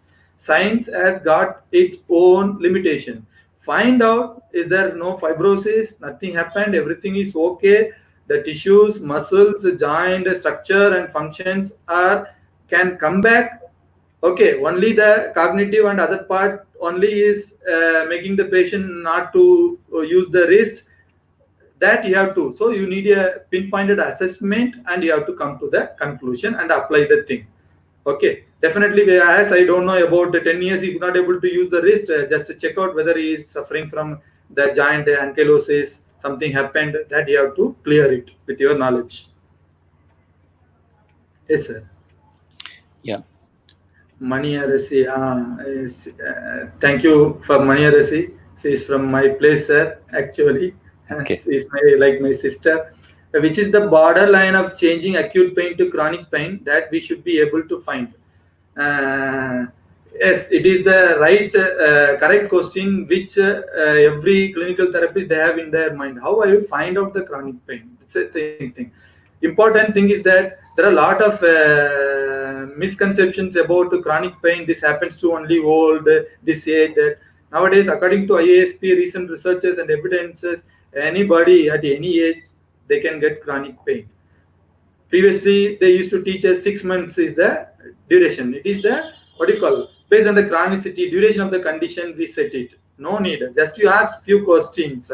Okay, how many doctors you or physiotherapists you attended before? This is the simple thing. If they have attended many people for the same problem, okay, that itself one important thing. If you want to that duration more than 3 months, suspect. The next one, when you palpate the tender areas where the problem is, just palpate around in the body. If the patient is having remote area tenderness or some kind of allodynia or hypersensitivity, that itself shows that they have the problem. If you want, you can use algometer, check in a different places. You can compare with one area with the other area. For example, shoulder pain, left shoulder pain, do algometry pressure per pain threshold here. What is the threshold? Find out. Okay, kg per centimeter square. Then do it on the opposite side shoulder. Is there any difference? You see, from that you can understand. Okay, you can use the anterior tibial shin area like that. It is that are only for quantification. Okay, only chronic pain, if you test, you will come to know. The patient will be having tenderness and unwanted reactions. Okay, all right. You press in one area, the patient will say that pain in the other area. Okay, like that. All these things you must have studied about trigger points, tender points, like that. All are mixed only. Okay, it's a compartmentally we study under the condition. Mostly the picture will be somewhat different with the chronic pain patients. Sir. Yes, sir. Sir, Subodh Bhai's question. Both, sir. Acute pain is symptom signaling something wrong in body. Chronic pain disease adaptation in brain require integrated approach, holistic approach. Yes, sir. This is what the today's session. Acute pain is having some tissue damage and cause exactly the pathology we know, the structure involved we know. So we could able to select the tool from our toolbox. We could able to assess exactly, pinpointedly, accurately, okay, and we can do whatever we want and we give the relief to the patient. But sometimes because of the treatment intervention failure of the acute stage or involvement of the psychosocial factors, okay, they suddenly shoot this particular signaling problem in the central nervous system. Even after that acute pain and that onset behavior we call a trauma may be there. Okay, for example, if you take for everyone, we have a predisposing factor. We all are working under stress, but nothing happens. No back pain, no neck pain. We have stress, but we study stress is the predisposing factor for back pain. It is a predisposing factor. I start working 9 hours in a computer for 1 week. I have to do something. Suddenly I get back pain. That is the onset factor. When I get the onset factor, I have to work further for 3 weeks or 4 weeks. I have a project left. Otherwise, my income will be affected. I am answerable to my boss. This, that, everything. These are all called perceptual factors. Your cognition, your emotion, that pain comes. So after that, what happens? The loading factor, the onset factor, which you did 1 hour hard work bending forward, that is the loading of your muscles. That created pain. That loading will go. That onset factor will go. That area will be treated. But because of these perpetual factors, your CNS system will get sensitized. That will remain. It will be disconnected from the onset area. Even though it is not acute, that will go. But your real problem is gone. But you have the sensation there in your this one central nervous system sensation. This is what is the real cause. Actually, there is no cause for chronic pain. That is what we say. Acute pain, you have a cause to find. Chronic pain, you don't have a cause to find. It may be, it is there only with the perception. It is a conceptual cause. You cannot find a physical or structural cause for that. Yes, sir. Thank you very much for the question, sir. Bhakti Patil. Sir, only modalities can give the result for the chronic pain. Really, my session must have given you that idea. My journey, I learned that no, I failed. My failure is the answer for you. I failed. Okay, only change can give you some kind of betterment in the chronic pain. That can improve the healthcare. Yes, sir. Sir, have you considered the role of emotional? What is the emotional release in chronic? Release. Yeah. Okay. See, every movement or every function in the body, it depends on your cognition supported by your emotion. Okay, we do something, okay, you like it, you are happy, your way of doing will be different. Okay, if you don't like it, you are afraid of doing it, fear is there, you lose control, you don't do it properly. Sometimes now catching a pen and writing, we are happy, we do it. When we are under tension during the exam, our handwritings are poor. They say that I was in tension. Definitely it is there. So emotion can control any behavior. The motor also a behavior only. According to psychology, motor is behavior. It is called motor behavior. So definitely emotion will be having effect. It will not allow you to control your activity and function in a proper manner. So we have to have stabilize that. Definitely it is there. Shiv Nirali Pandya. If patient is having chronic pain, but maybe due to depression, then only psychotherapy will give. Yes, if the patient have to add some exercise therapy with any electrical modalities, yes, the patient is having the bio things. Okay, inactivity will lead to disease atrophy, reduced physical activity. Okay, all those bed rest complications. What we say, complications of inactivity, that is there, that way is going to happen. As a physiotherapist, we have to prevent that. We cannot avoid, as we are doing psycho and socio, immediately leave the bio is always there. We are attaching psychosocial with it. You have to prepare the body, you have to prevent so many things happening around. Okay, you have to avoid all the complications. That is the role, no? A physiotherapist aims are that only goals. We have to prevent so many things and maintain so many things. We have a system to maintain, musculoskeletal system. We have to maintain, because other systems are depending on that. This movement only is giving energy to that. So definitely we have that role. We have to do it using the electrotherapy modality for chronic pain. Already I answered for TENS and all. Be very careful. Don't be vigorous with your modalities. That may aggravate the pain. If the pain is aggravated, please listen to the patient. Okay, do something. Try to explain. Okay, reduce the intensity of the thing. Don't try to give more intensity. More time is more helpful. No, it is not so. We may be the cause for increasing the pain with chronic pain patients.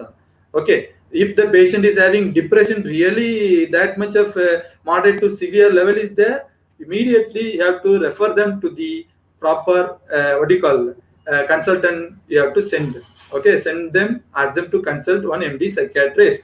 Explain them it is not harm. You have to do. If you do it early, you will win with this situation. You give a basic positive, this one influence. This is our responsibility, because most of the patients, they are afraid of going to psychiatrist.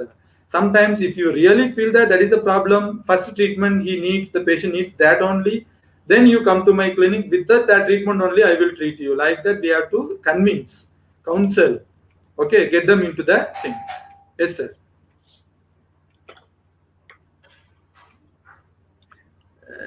Sir, if patient having a psychological pain over one part of the body, but there is no abnormality, there is how can we consult and satisfy the patient? Okay, if you this is the problem we end up with. You check everything, every test will be normal, every special test will be normal. Okay, but the patient will be having a pain. That is the thing. That's already we experience with the chronic pain patients. On first day you test, pain will be there. 10th day or 15th day, again you do the same special test. That test will be negative, but patient still will be having the pain. Okay, for that only that cognitive and emotional part, counseling, pacing. Okay, all those modifications. Yes, sir. So one funny question is there. This is my friend. You'll be always like that. Okay, thanks, sir. How to control the wife to control chronic pain? Yes, this is my friend from UAE, sir. He's in Tawam Hospital. Okay, he missed actually. I think he joined just now. No problem. Better you consult a professional conby. That is the only option. Okay, in medical field, in healthcare practice, when your family members have some problem, take them for a consultation. Spend some money, take them for a consultation. You sit aside and you listen. You don't drive. This is what I personally practice. I personally practice that only, because they need education which we cannot give. When we have emotional attachments, we cannot give you a proper session. That's what I told. No, this we have a psychosocial room, a cubicle in every physiotherapy clinic, just for talking purpose, interaction, communication. This can only really do. This problem of my friend is the problem of most of the people who cross the age of 40. Every one of us, we have some other pain, but trying to do it at our level, it's different. Better we can take a consultation. That will do. But at the same time, we can monitor them that they are not ending up with some serious advices like surgery, this and that. We are always there. we have to go according to the evidence, what it says. Thank you very much, Kanbai. Kannan Raman, okay, he is one of my well-wisher and my junior. He is a principal in one college. Thank you, thanks Kannan. How cultural factors influence pain? They have a huge influence, cultural factors. Okay, most of the education, wrong education, they happen regarding pain. No, it is with the cultural area only. Okay, in the society only, in the offices, factories, in the workplace, there only we share lot of wrong informations regarding pain. Patient, they come with that kind of thing only. Most of the time they deal in a business manner. It happened to my friend, he fixed like that, he is now okay, you also fix me, I have also same problem. Say they come with the diagnosis, they come with the cure, everything, but they want only the person to apply. Like that also it happens. Definitely wrong education is already there with the society, we have to correct it. Okay, that is our role as a healthcare provider. Thank you. Rohan Bharatwaj, in case of chronic pain, what type of assessment we need to do to the patient? Yes, you have to add the component of cognitive emotional assessment tools in your this one. Simply I told you quantitative sensory assessment method, assessment, algometry, central sensitization inventory, and detailed assessment of pain and pain areas, pain chart, Megel pain questionnaire, wide spread pain inventory, WPI. Okay, and you can use self-efficacy scale, and you can use Tampa Scale for kinesiophobia. Okay, fear avoidance behavior questionnaire. Many things are even available in few of the languages. Even if you don't have that in your own language, what you can do is, already I told you the items, you take it and you use it with your simple 0 to 10 point scale. You can just measure, and you can again measure it again and again, and you can compare how it improves. These kind of things, knowledge we have to gain it. So before we proceed, I would like to play a small video. Actually, Yes, it is the message is wonderful. So I hi friends, हम लोग जा रहे हैं China border Palin Koloriang, और road जो है वो नहीं है, फिर भी इन रोडों के सहारे हमें वहाँ तक पहुँचना है, क्योंकि एक जगह पर आने के बाद में रोड ख़त्म हो जाती है, उसके बाद में ऐसे ही पहाड़ों के बीच में से हमें जाना होता है। और ये हमारा ट्रक है जिससे हम लोग जा रहे हैं। तो बढ़िया है, आप उधर मस्त रहिए, हम लोग इधर देश के लिए कुछ ना कुछ कर रहे हैं। आप लोग भी उधर थोड़ा सा चाइना के ऐप को डिलीट करो यार, बायकॉट करो उनका, और उनके प्रोडक्ट्स को भी बायकॉट करो यार। मतलब कि हम लोग इधर देशभक्ति जगाओ अपने दिल में, हम लोग भी देशभक्त की तरह यहाँ पे हैं।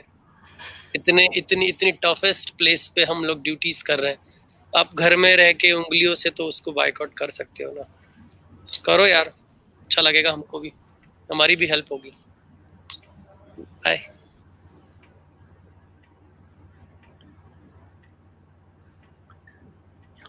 thank you so much, sir. And yeah, sir, next question, sir. Suresh Kumar, can wax bath be given to the patients with the chronic pain? Any modality can be given, heat, cold, or anything can be given, but see to that it is not going to aggravate the pain of the patient. The sensitivity level, that is what we have to assess, the sensitivity level. And then trial and error thing, you can gradually proceed with that. The amount of time you use, no, you better you restrict yourself. Why no? You have the summation effect of stimuli in chronic pain. Actually, little more and more of time, same stimulus, no, they add to each other. It is called a wind-up phenomenon or summation. As this is going to happen, we have to be very careful. So initially 5 minutes, 7 minutes, like that, then gradually progress. Otherwise, patient may take for 20 minutes, 20 minutes, every hourly once, like that. That may simply aggravate the pain. We have to be a little bit careful and apply our knowledge in giving. Every modality can be used as such. Juhi Joshi, sir, TENS have any effect or it only works? It works at the same time. We call it as a placebo only. Without that also we can make it happen as such. But electrotherapy modalities are also going to change some kind of signaling thing. Okay, if it is under our control, the environment is under our control. That's what I told. Pain under controlled environment, pain under uncontrolled environment. That is the cognitive emotion impact. If that impact is not there, TENS may work better. If this impact is there, TENS may be a placebo thing. In that way, we can use it. That's it. Yes, sir. Mitwa Thakur, what are the areas need urgent research in chronic pain? Chronic pain is every area you have to do research, because this is the area mostly neglected. Even though it is observed, it is neglected or misguided by so many kind of what you call funders and ideas. Really, we have to understand in a right manner. Then there is a lot of scope in the area of chronic pain research. Definitely, we can do every joint, every area. You have the thing: headache, temporomandibular joint, okay, myofascial pain, this, that, like that. But you clear yourself that where you are. Okay, some areas are a little bit of contradictory and like that. That you have to clear with your readings time and again. Just you keep reading, upgrade and update your knowledge in that regard. That area, every whole thing you can do. It's free only. And Deepika Yadav, sir, my mother was having shoulder joint, then how I can treat it? Yes, if the pain is more than 6 months, whatever the methods I told you, you have to follow. Simply don't be very rigid with your exercise prescription and following the fit principles. Just you apply some kind of cognitive, emotive things as additives. Okay, just on top up you have to do. Okay, it is like a dish, just if it is properly garnished with all the things, it will be good, spices and other things like that. Only this is so control, you treat, things will be all right. Soumya Nair, can you please elaborate our role in 10 years history of fibromyalgia? Yes, this kind of chronic pains giving 100% cure and pain, no, it's very difficult. But we can add our presence as a physiotherapist there, but not only with our modalities. These kind of fibromyalgia patients, no, it is called a central sensitization syndrome. They will be having plenty of other issues also, like irritable bowel syndrome, constipation, okay, fatigue syndrome. Okay, there are so many things are there like that. No, they will be having. You have to cover that area. What I told you, that realms of life, lifestyle, environment, sleep. Okay, all those areas you do a in-depth assessment and get the things what they are really suffering. Give some kind of small changes in that. Ask them to practice. A small change of practice may improve their pain perception. For example, they may not be sleeping properly. Think how we can make them sleep every day. For that, what we can do, what kind of exercise prescription, physical activity, just to facilitate that. In that way, you have to think. This is very, very important in fibromyalgia. It's on a separate area of chronic pain. Okay. Yes, sir. Sir, how we can say about Ccpm in patient? Okay. Ccpm, it is the thing which we have to understand. Then we have to make a, what do you call, black and white on the paper. We have to have a lot of videos, flip charts to show it to the patient. And we have to have some homework, what do you call, notebooks, leaflets, and just monitor it. Okay, even you can give self-monitoring, what do you call, instructions to the patients, materials. The patient, once they do the exercise, this much improvement they can make the day. This day is over. All these things I have done. So this is like involvement of the individual. It is how the students prepare their syllabus for the exam throughout the year. So you have to select a period of time. You have to give them specific goals, realistic goals, and proceeding with a pacing. Just gradually they have to go. So all these things we have to prepare and keep, and we have to do. It is not only by telling them, compelling them to do, not like that. It is just a way of getting it done. Implement to the ground level, field level, we have to implement it. Shivani Rathod, can chronic pain management help in overaged patients? Yes, it is. The same thing, cognitive, emotional thing. They are mostly elderly people. No, they suffer from cultural and interactive issues, loneliness, okay, negligence. So if family members and caregivers, they give more time to them, that itself will cure their problem. Get them engaged, involve them in lot of activities, involve them in the role playing in the family, these kind of things. It is actually real support. As a physiotherapist, you can check out whether they are getting proper support from the family setup. That is what is very important. If anything is not there, we have to give counsel to the family members and make them understand, spend some time. Then you can tell them that every day, grandson, you take 10 minutes grandfather outside for a physical walk, okay, and the son, you spare 10 minutes, you talk regarding this. Like that, you can give homeworks. So if we give professional, they don't feel bad. Just you say, and if you go move off, they don't do. So you can pinpointedly prescribe and follow it up whether it happened. Okay, even give you a monitoring check with the members. They will monitor, yes, we did, like that. This kind of things will definitely work with human beings, because all are we are human beings with a what do you call the structure inside. Definitely this will work. Sir, why we first focus are giving the modalities rather than exercise? That is also, I told you, psychology. What do you call? If the patient understands, gradually we withdraw. The placebo effect is the conditioned effect in the biomedical model of practice. Patients know that I'm going to get a machine treatment. They are coming. Okay, so recommended treatment only we are selecting and giving. I'm not telling just like that you give that treatments not recommended. Recommended treatments, it is there. Some of the treatment modalities are there. You can call it as placebo. Placebo is believing in medicine. As they believe in medicine, it works. No problem. This is also one of the method only. It gives effect, you use it. Gradually, when it stops the effect, you leave it. Don't keep on adding that. It is not going to go. For example, you are using one modality. Patient improves a bit. You use two modalities. You ask, it improved another 20%. He says nothing, same. Then you are using that second modality for the sake of doing. No need to do that. So that's why we ask the people to minimize. When the chronic pain patients are there, minimize the modality. Use maximum time in goal setting, pacing, exercise prescription, like that. Yes.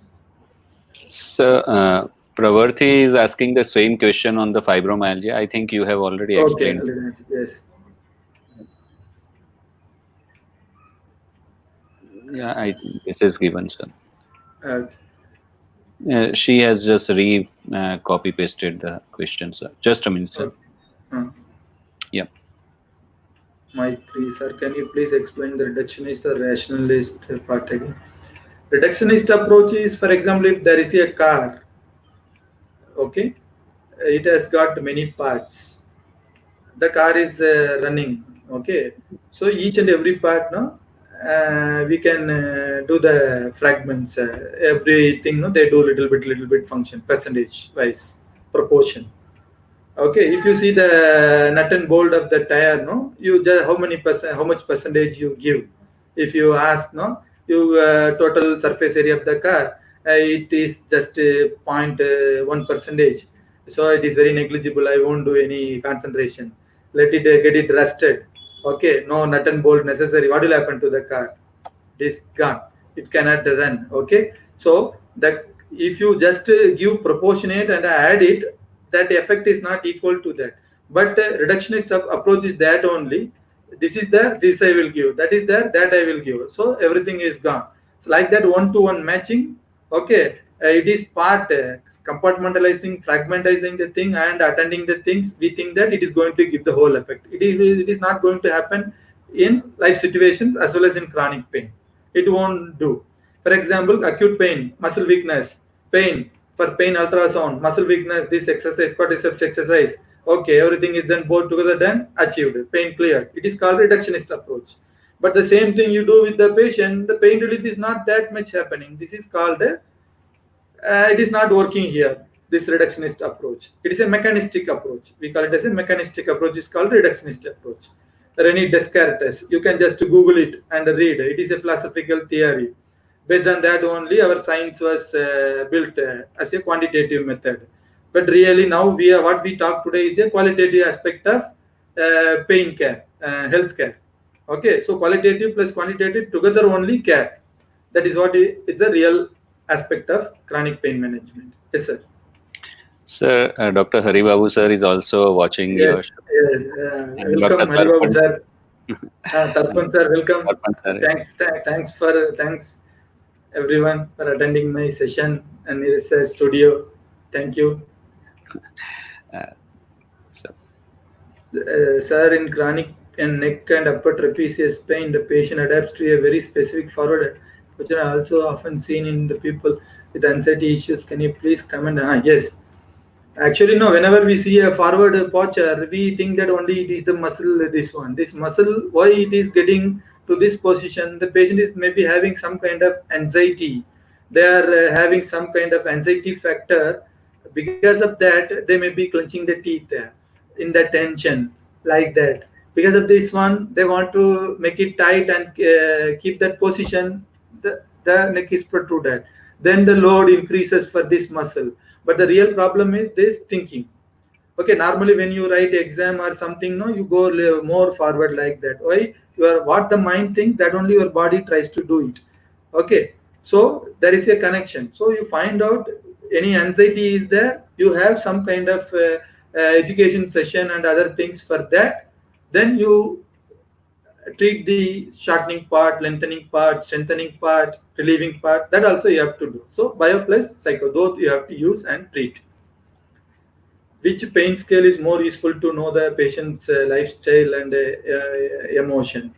Emotion, already I told you, TSK, fear avoidance behavior, all are emotion related, pain catastrophic scale, like that. Lifestyle, sleep and diet, there are plenty available. As a therapist, if you don't want to use, you can use a simple, numerical scale, 0 to 10. Already I told you in the lecture. Okay, how was your sleep for the past 4 weeks? 0 to 10, you just quantify me. Patient may take 8. Then you give some idea why you are not sleeping. You ask the cause how you can correct. Patient only will say that I can do this, I can change my schedule like this, like that. You make some adjustment with his work style and you make him work towards the goal. And whether he implements after a week or 15 days, you just again measure anything improved like that. Okay. You can use that 0 to 10, no, you can use for any kind of item, you can use it. Dhanalakshmi physio, when patients have true pain, we have WHO voice or numerical scale, but psychology is that you have any scale to determine, sir. This same scale you can use. All these scales are subjective only. Okay. The question is like that true pain is physiological, we are measuring physiologically. Whatever is that, we are measuring subjectively only. A pain scale is decided by the subject. It is a subjective scale. Okay, that is it. Okay. Even though it quantifies, it is a subjective scale. It is the perception of the patient. You cannot say that this person pain and that person's pain, no, it will be same. No. Pain 8 number on VAS scale by me, pain 8 by you, maybe something different. It is not that. That's why we use the scale for the same person. Again, we repeat for the same person. We don't do like this and like that. Okay, that is not the case. It is a subjective measure only. You can use the same thing along with the other tools. I have mentioned a few tools already. Yes, sir. So, sir, can you explain desensitization technique with some example? Desensitization is like if at all cockroach phobia is there, in psychology you must have studied that desensitization technique. It is a technique of classical conditioning technique. Okay, Ivan Pavlov dog experiment and all you must have studied. Cockroach fear is there, phobia is there. What we have to do? At the entrance of your house, no, outside, you keep a photo of cockroach. Whenever you go, just to cross the door very fast. Like that, you practice 10 days. Then take the photo into the veranda. then take the photo into the hall, then take the photo into the bedroom. Weekly you progress.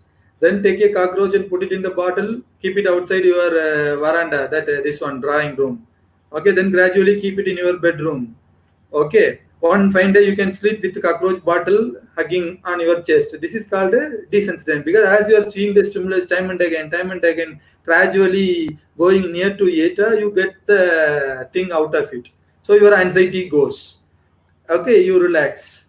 Okay, so what we do, we have some technique, relaxation techniques. Okay, whenever you have stress or anxiety, your muscles are tensed.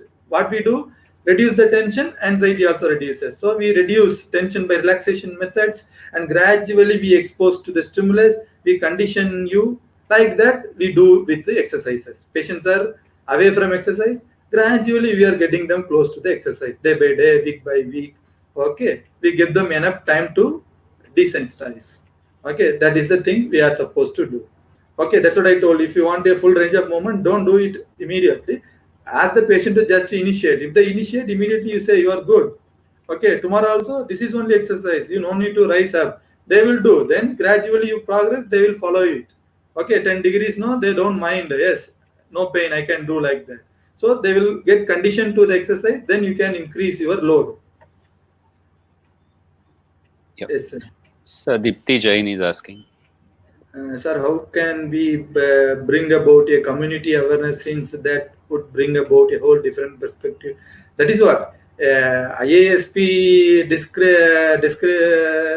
particulars, no, that recommendations mentions that only.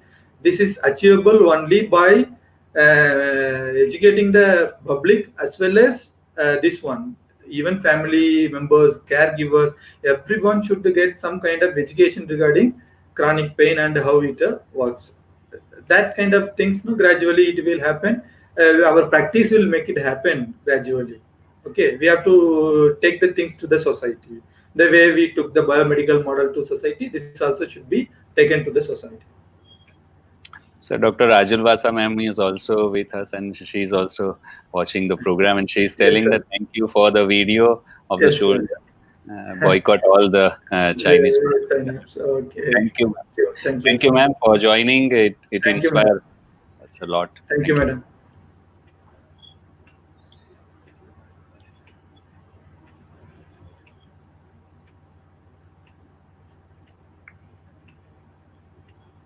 This chronic pain can be treated only with exercise therapy.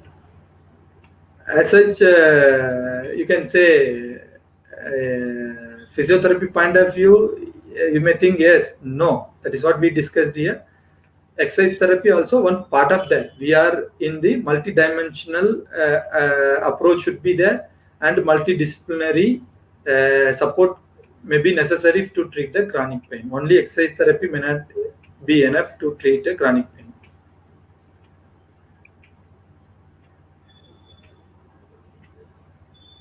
Sir, is there any specific conditions like ortho or neuro to which we correlate chronic pain, or this condition in its own?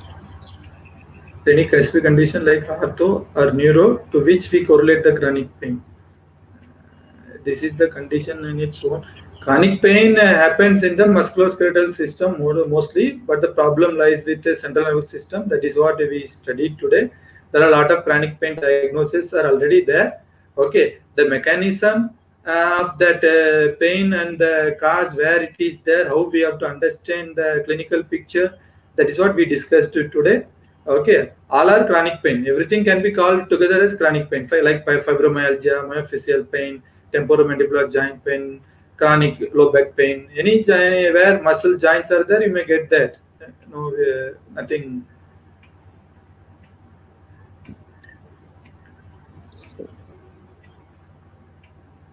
You see, many times the patients have no single condition, no issue, lifestyle, also but still have chronic pain with no reason how to deal with the type of patient. Yes, if you have nothing is there in the body, definitely it is with the mind. Okay, so you have to approach. Already this question somebody else asked. You have to refer them to the right person. There are people, clinical psychologists, psychiatrists. Okay, many people are there. You have to refer them there. They will be treating them. Okay, no issue with that.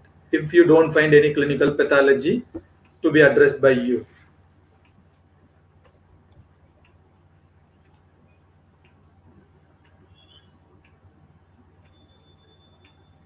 Okay, this no, I cannot comment on this as 3 years old. Okay, really we have to judge and observe the patient for a long time. This kind of patient maybe because of tightness and other things. But what we discussed today, central sensitization, the other name is called neural plasticity. That is the word we use with neurological conditions. It may be present with that individual, the chronic pain, the persistent pain, intractable pain of the child may be due to the neuronal plasticity. If anything is there, ask them to consult the pediatric neurophysician, attend the patient. Okay, then gradually progress with your exercise. It's a good question, good understanding. Okay, you think that it is beyond your limit, definitely it could be a neuronal plasticity, it can happen. Okay, get the proper support and care for the patient. Okay, refer them to the pediatric neurologist. What areas of lifestyle changes we can suggest in chronic pain? Lifestyle is everything we have to. At present times, we are all out of control. We all should try to change some kind of thing, lifestyles, especially with the sleep. Very important. Using of gadgets, TV, this, that, everything. Spending more time with the lights and other things. The physical environment. Okay, everything we have to do it. Lifestyle, sleep, and diet, especially. If you want from me, sleep and this one. Somehow condition the patient for a proper sleep at proper time. Many people they sleep by 1 o'clock, 2 o'clock, get up by 11 o'clock. That itself may lead to some kind of altered signaling, everything. Okay, definitely these things can be changed. Then diet, balanced diet. Okay, you have the fundamental idea we can give. If really the patient requires higher level of ideas for implementation, refer them to dietitian and they can help them. Okay, otherwise preliminary knowledge you can give as a physiotherapist about the importance of balanced diet. If already the patient know that they are doing something wrong and accepting to you, you just track them to change. Does this have a role in pain management in rheumatoid arthritis patient? Yes, RA, OA, everything is a chronic pain only. It is applicable there also. Sir, how we diagnose about chronic pain in special test?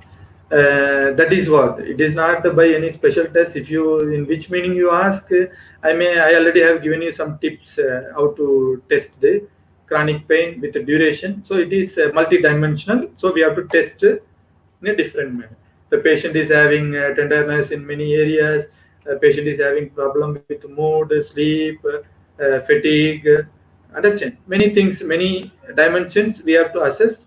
That is almost all the dimensions of physical, mental, psychological, everything. All they give you that picture, then you can tell that the patient is having chronic pain along with more than 3 months or 6 months duration of having the same pain persistently. So just a minute, there is a wonderful comment from Mania Sararasi. Yes. Telling Yes. that good informative by both of you, arranging the presentation at free of cost when other professionals are charging for the so-called webinar. Thank you very much. The credit goes to Neeraj sir and Vikas Bhai only for the initiation. Okay, they only initiated this. Okay, thanks Mani Resi for your wonderful comment. Okay, Yep. I'm always happy to see you and see your comments. Yeah, Thanks, thank you thanks, very everyone. much. Thank you very much. Dosto, the friends, I would like to let you know that this is the Mohim we have started to uplift our profession as a whole. In India, previously, a week back, there was a viral video in our profession that was abusing in one series of one web series. They were abusing our profession. Actually, from our perspective, it is they are not going to change their attitude unless and until we uplift our level in the professional value, so in the society. So this is just that we are trying to uplift the profession the way we can do our level best. So I hope that you all should support this activity and to join our hands in this activity. This will be a great help to our profession. Thank you very much. Sir, questions? Sir, how we diagnose about chronic pain? That is just now I answered, sir. Special Yes, test. sir. Can we use this Ccpm in pediatric patients? Any patient, if you find chronic pain is the thing, you have to use it, especially pediatric and all. We have to handle compared to treatment and application. We call it as handling. So we have to handle them emotionally. Everything that part is there. Definitely, you can use these principles, and our principles are not harmful. Already I told you, you are the instrument. Okay, it is with your care and how and your approach. So we are not going to do any harm with what you call applying some equipment on the patient. It is just approach using the understanding the tenderness of the age. Okay, according to this IASP, they are telling 1 in 5 people they suffer from chronic pain. That is all because of our lifestyle and other practices. Okay, that may lead to this kind of things. They see chronic pains in young ages also nowadays. What can we do in very chronic pain in recovered paralytic patient? Yes, that's what we were talking about neuronal plasticity. That could be the main issue. You can use the same cognitive, emotive, these therapies and dealings. Don't be very vigorous with your treatments for paralysis patients. Okay, they also may get what you call peripheral nerve, central nervous system, as well as autonomic nervous system sensitivity. For you must have heard about shoulder hand syndrome. It is autonomic nervous system sensitization only. The concept remains same. Let it be any nerve. Okay, that could happen because of more vigorous physiotherapy, believing in that what you call the model of strengthening and achieving it in a particular day, task oriented, keeping the days specific. I will achieve this like that. These are called unrealistic goals that we have seen people around having more and more of enthusiasm, that is out of control enthusiasm, applying the physiotherapy very hard and fast on patients. And we have to understand the other components also when we practice. Okay, so don't be a part of it. They may have it. It is possible. If it comes, get the help of multidisciplinary team, and you can use the same kind of things in the what you call whatever I told you, the principles, improving the self-efficacy, pacing procedures with your exercises. Okay, don't push the patient beyond their limit. So, okay, it is called unrealistic goals. Don't set the unrealistic goals. Don't try to achieve it in the short time.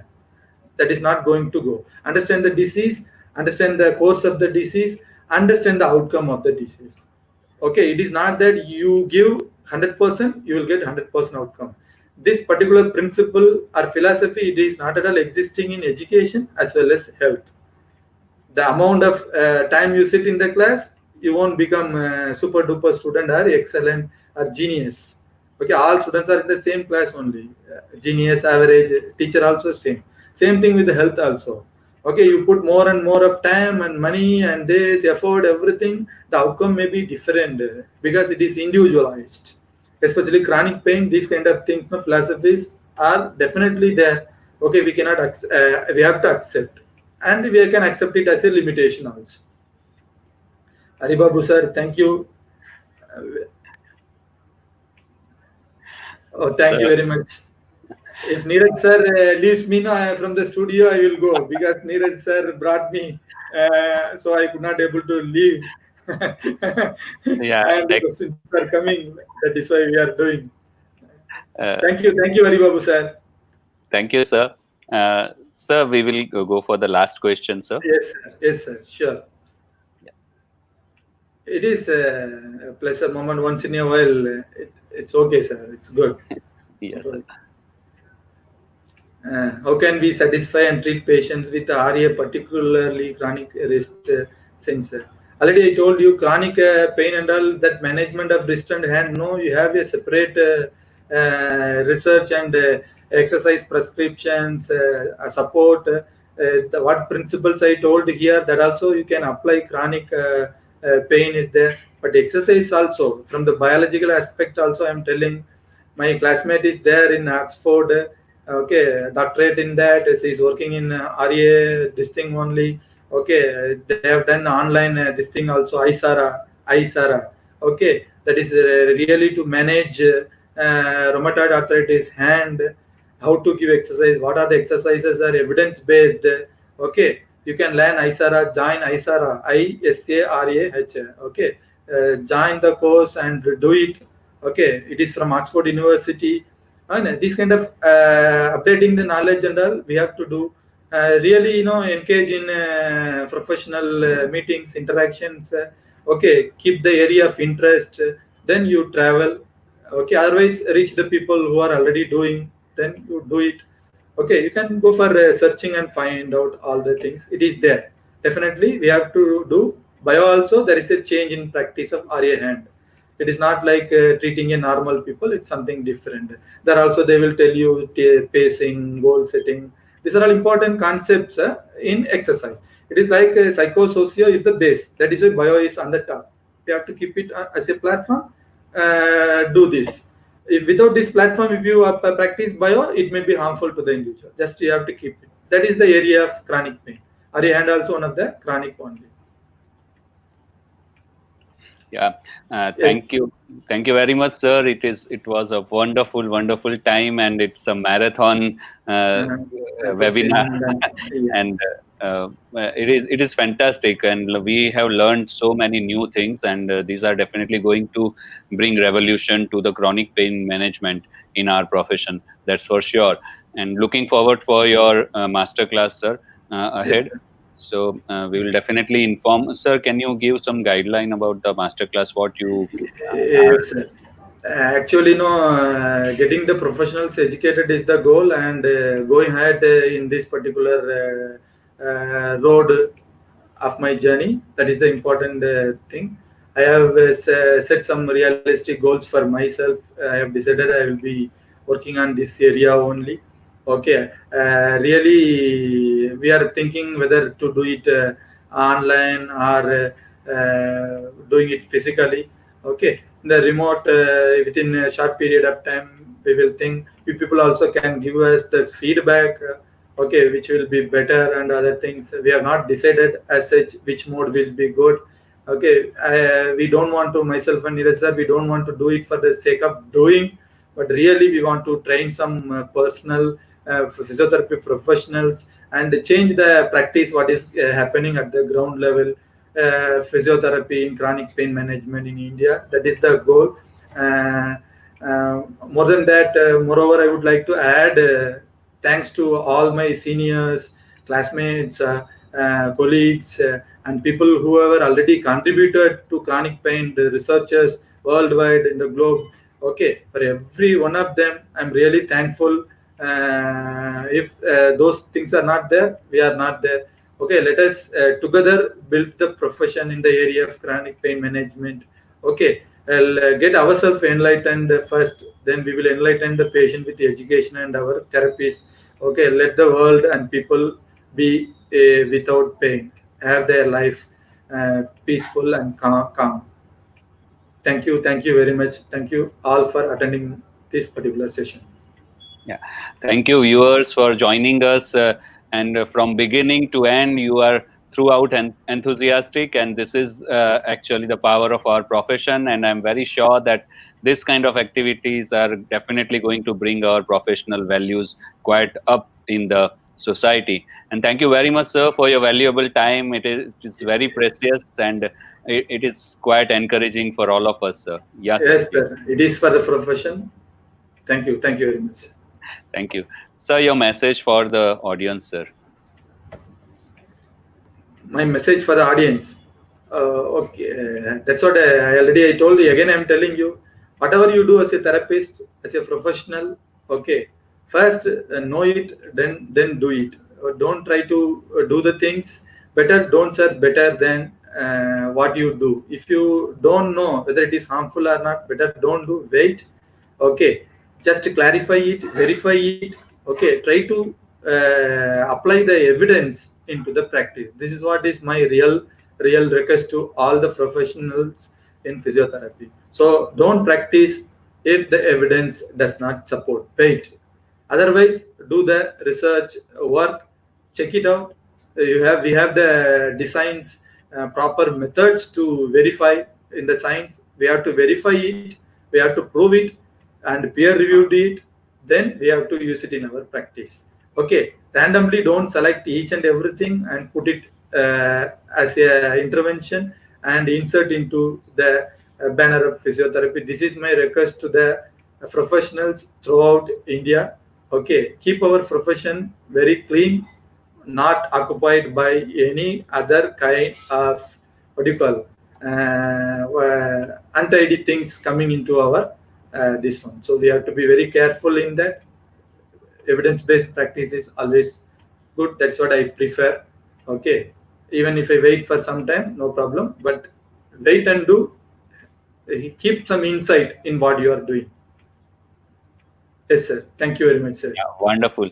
Sir, Dr. Dwanit sir is also with us and he has written a message for you. Dwanit sir, thank you very much. Thank you very much for attending the session, sir. Yeah. Thank you everyone for joining us. It was really a wonderful Sunday morning. We really enjoyed today's time. Thank you very much, sir, for joining us. And before we leave, I would like to play the your introductory video, and we'll say you bye-bye.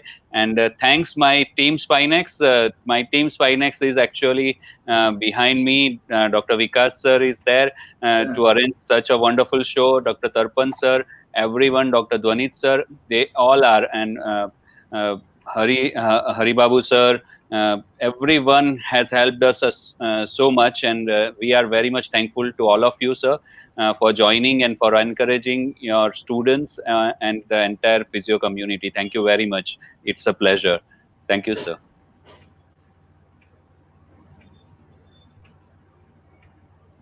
Today, we have an eminent personality, Dr. Thangamani Ramalingam sir, with us. He's a clinician, academician, independent researcher, and a data analyst. Currently, he is working as a lecturer at Sarvajanik College of Physiotherapy and a physiotherapist at Lokat Mullah Sarvajanik Hospital. His educational qualification includes Bachelor's in Physiotherapy, Master's in Psychology, Diploma in Acupuncture, Postgraduate Diploma in Research Methodology, Diploma in Sports Physiotherapy, Diploma in Sports Management. He is also certified in SPSS and has done advanced course in SPSS. He is also certified in R. He is a research guide for undergraduate students and also voluntary assist PG students in their research and journal club discussions. He is a member of Indian Association of Physiotherapists. In total, he has more than 22 years of experience in physiotherapy field. He has also achieved award as a Distinguished Service Award from Indian Association of Physiotherapy. He has attended many CMEs and workshops and has presented a lot of seminars. He is a regular uploader of PPT slides in slideshare.com. He has also presented a seminar on a critical topic in a webinar organized by IAP MP.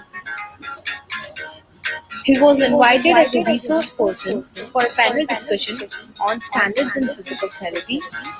He has published more than 30 original research articles as an author and a co-author. He has also worked as a methodologist in various national and international journals. Also, he has worked as a methodologist in cross-cultural adaptations of various instruments in Gujarati and Tamil language. He is the author and has published 5 books related to physiotherapy and psychology altogether. Recently, he has published a book titled Essentials of Research Methodology for All Physiotherapy and Allied Health Science Students. He was a part of team who translated 250 Cochrane plain language summaries in Tamil language.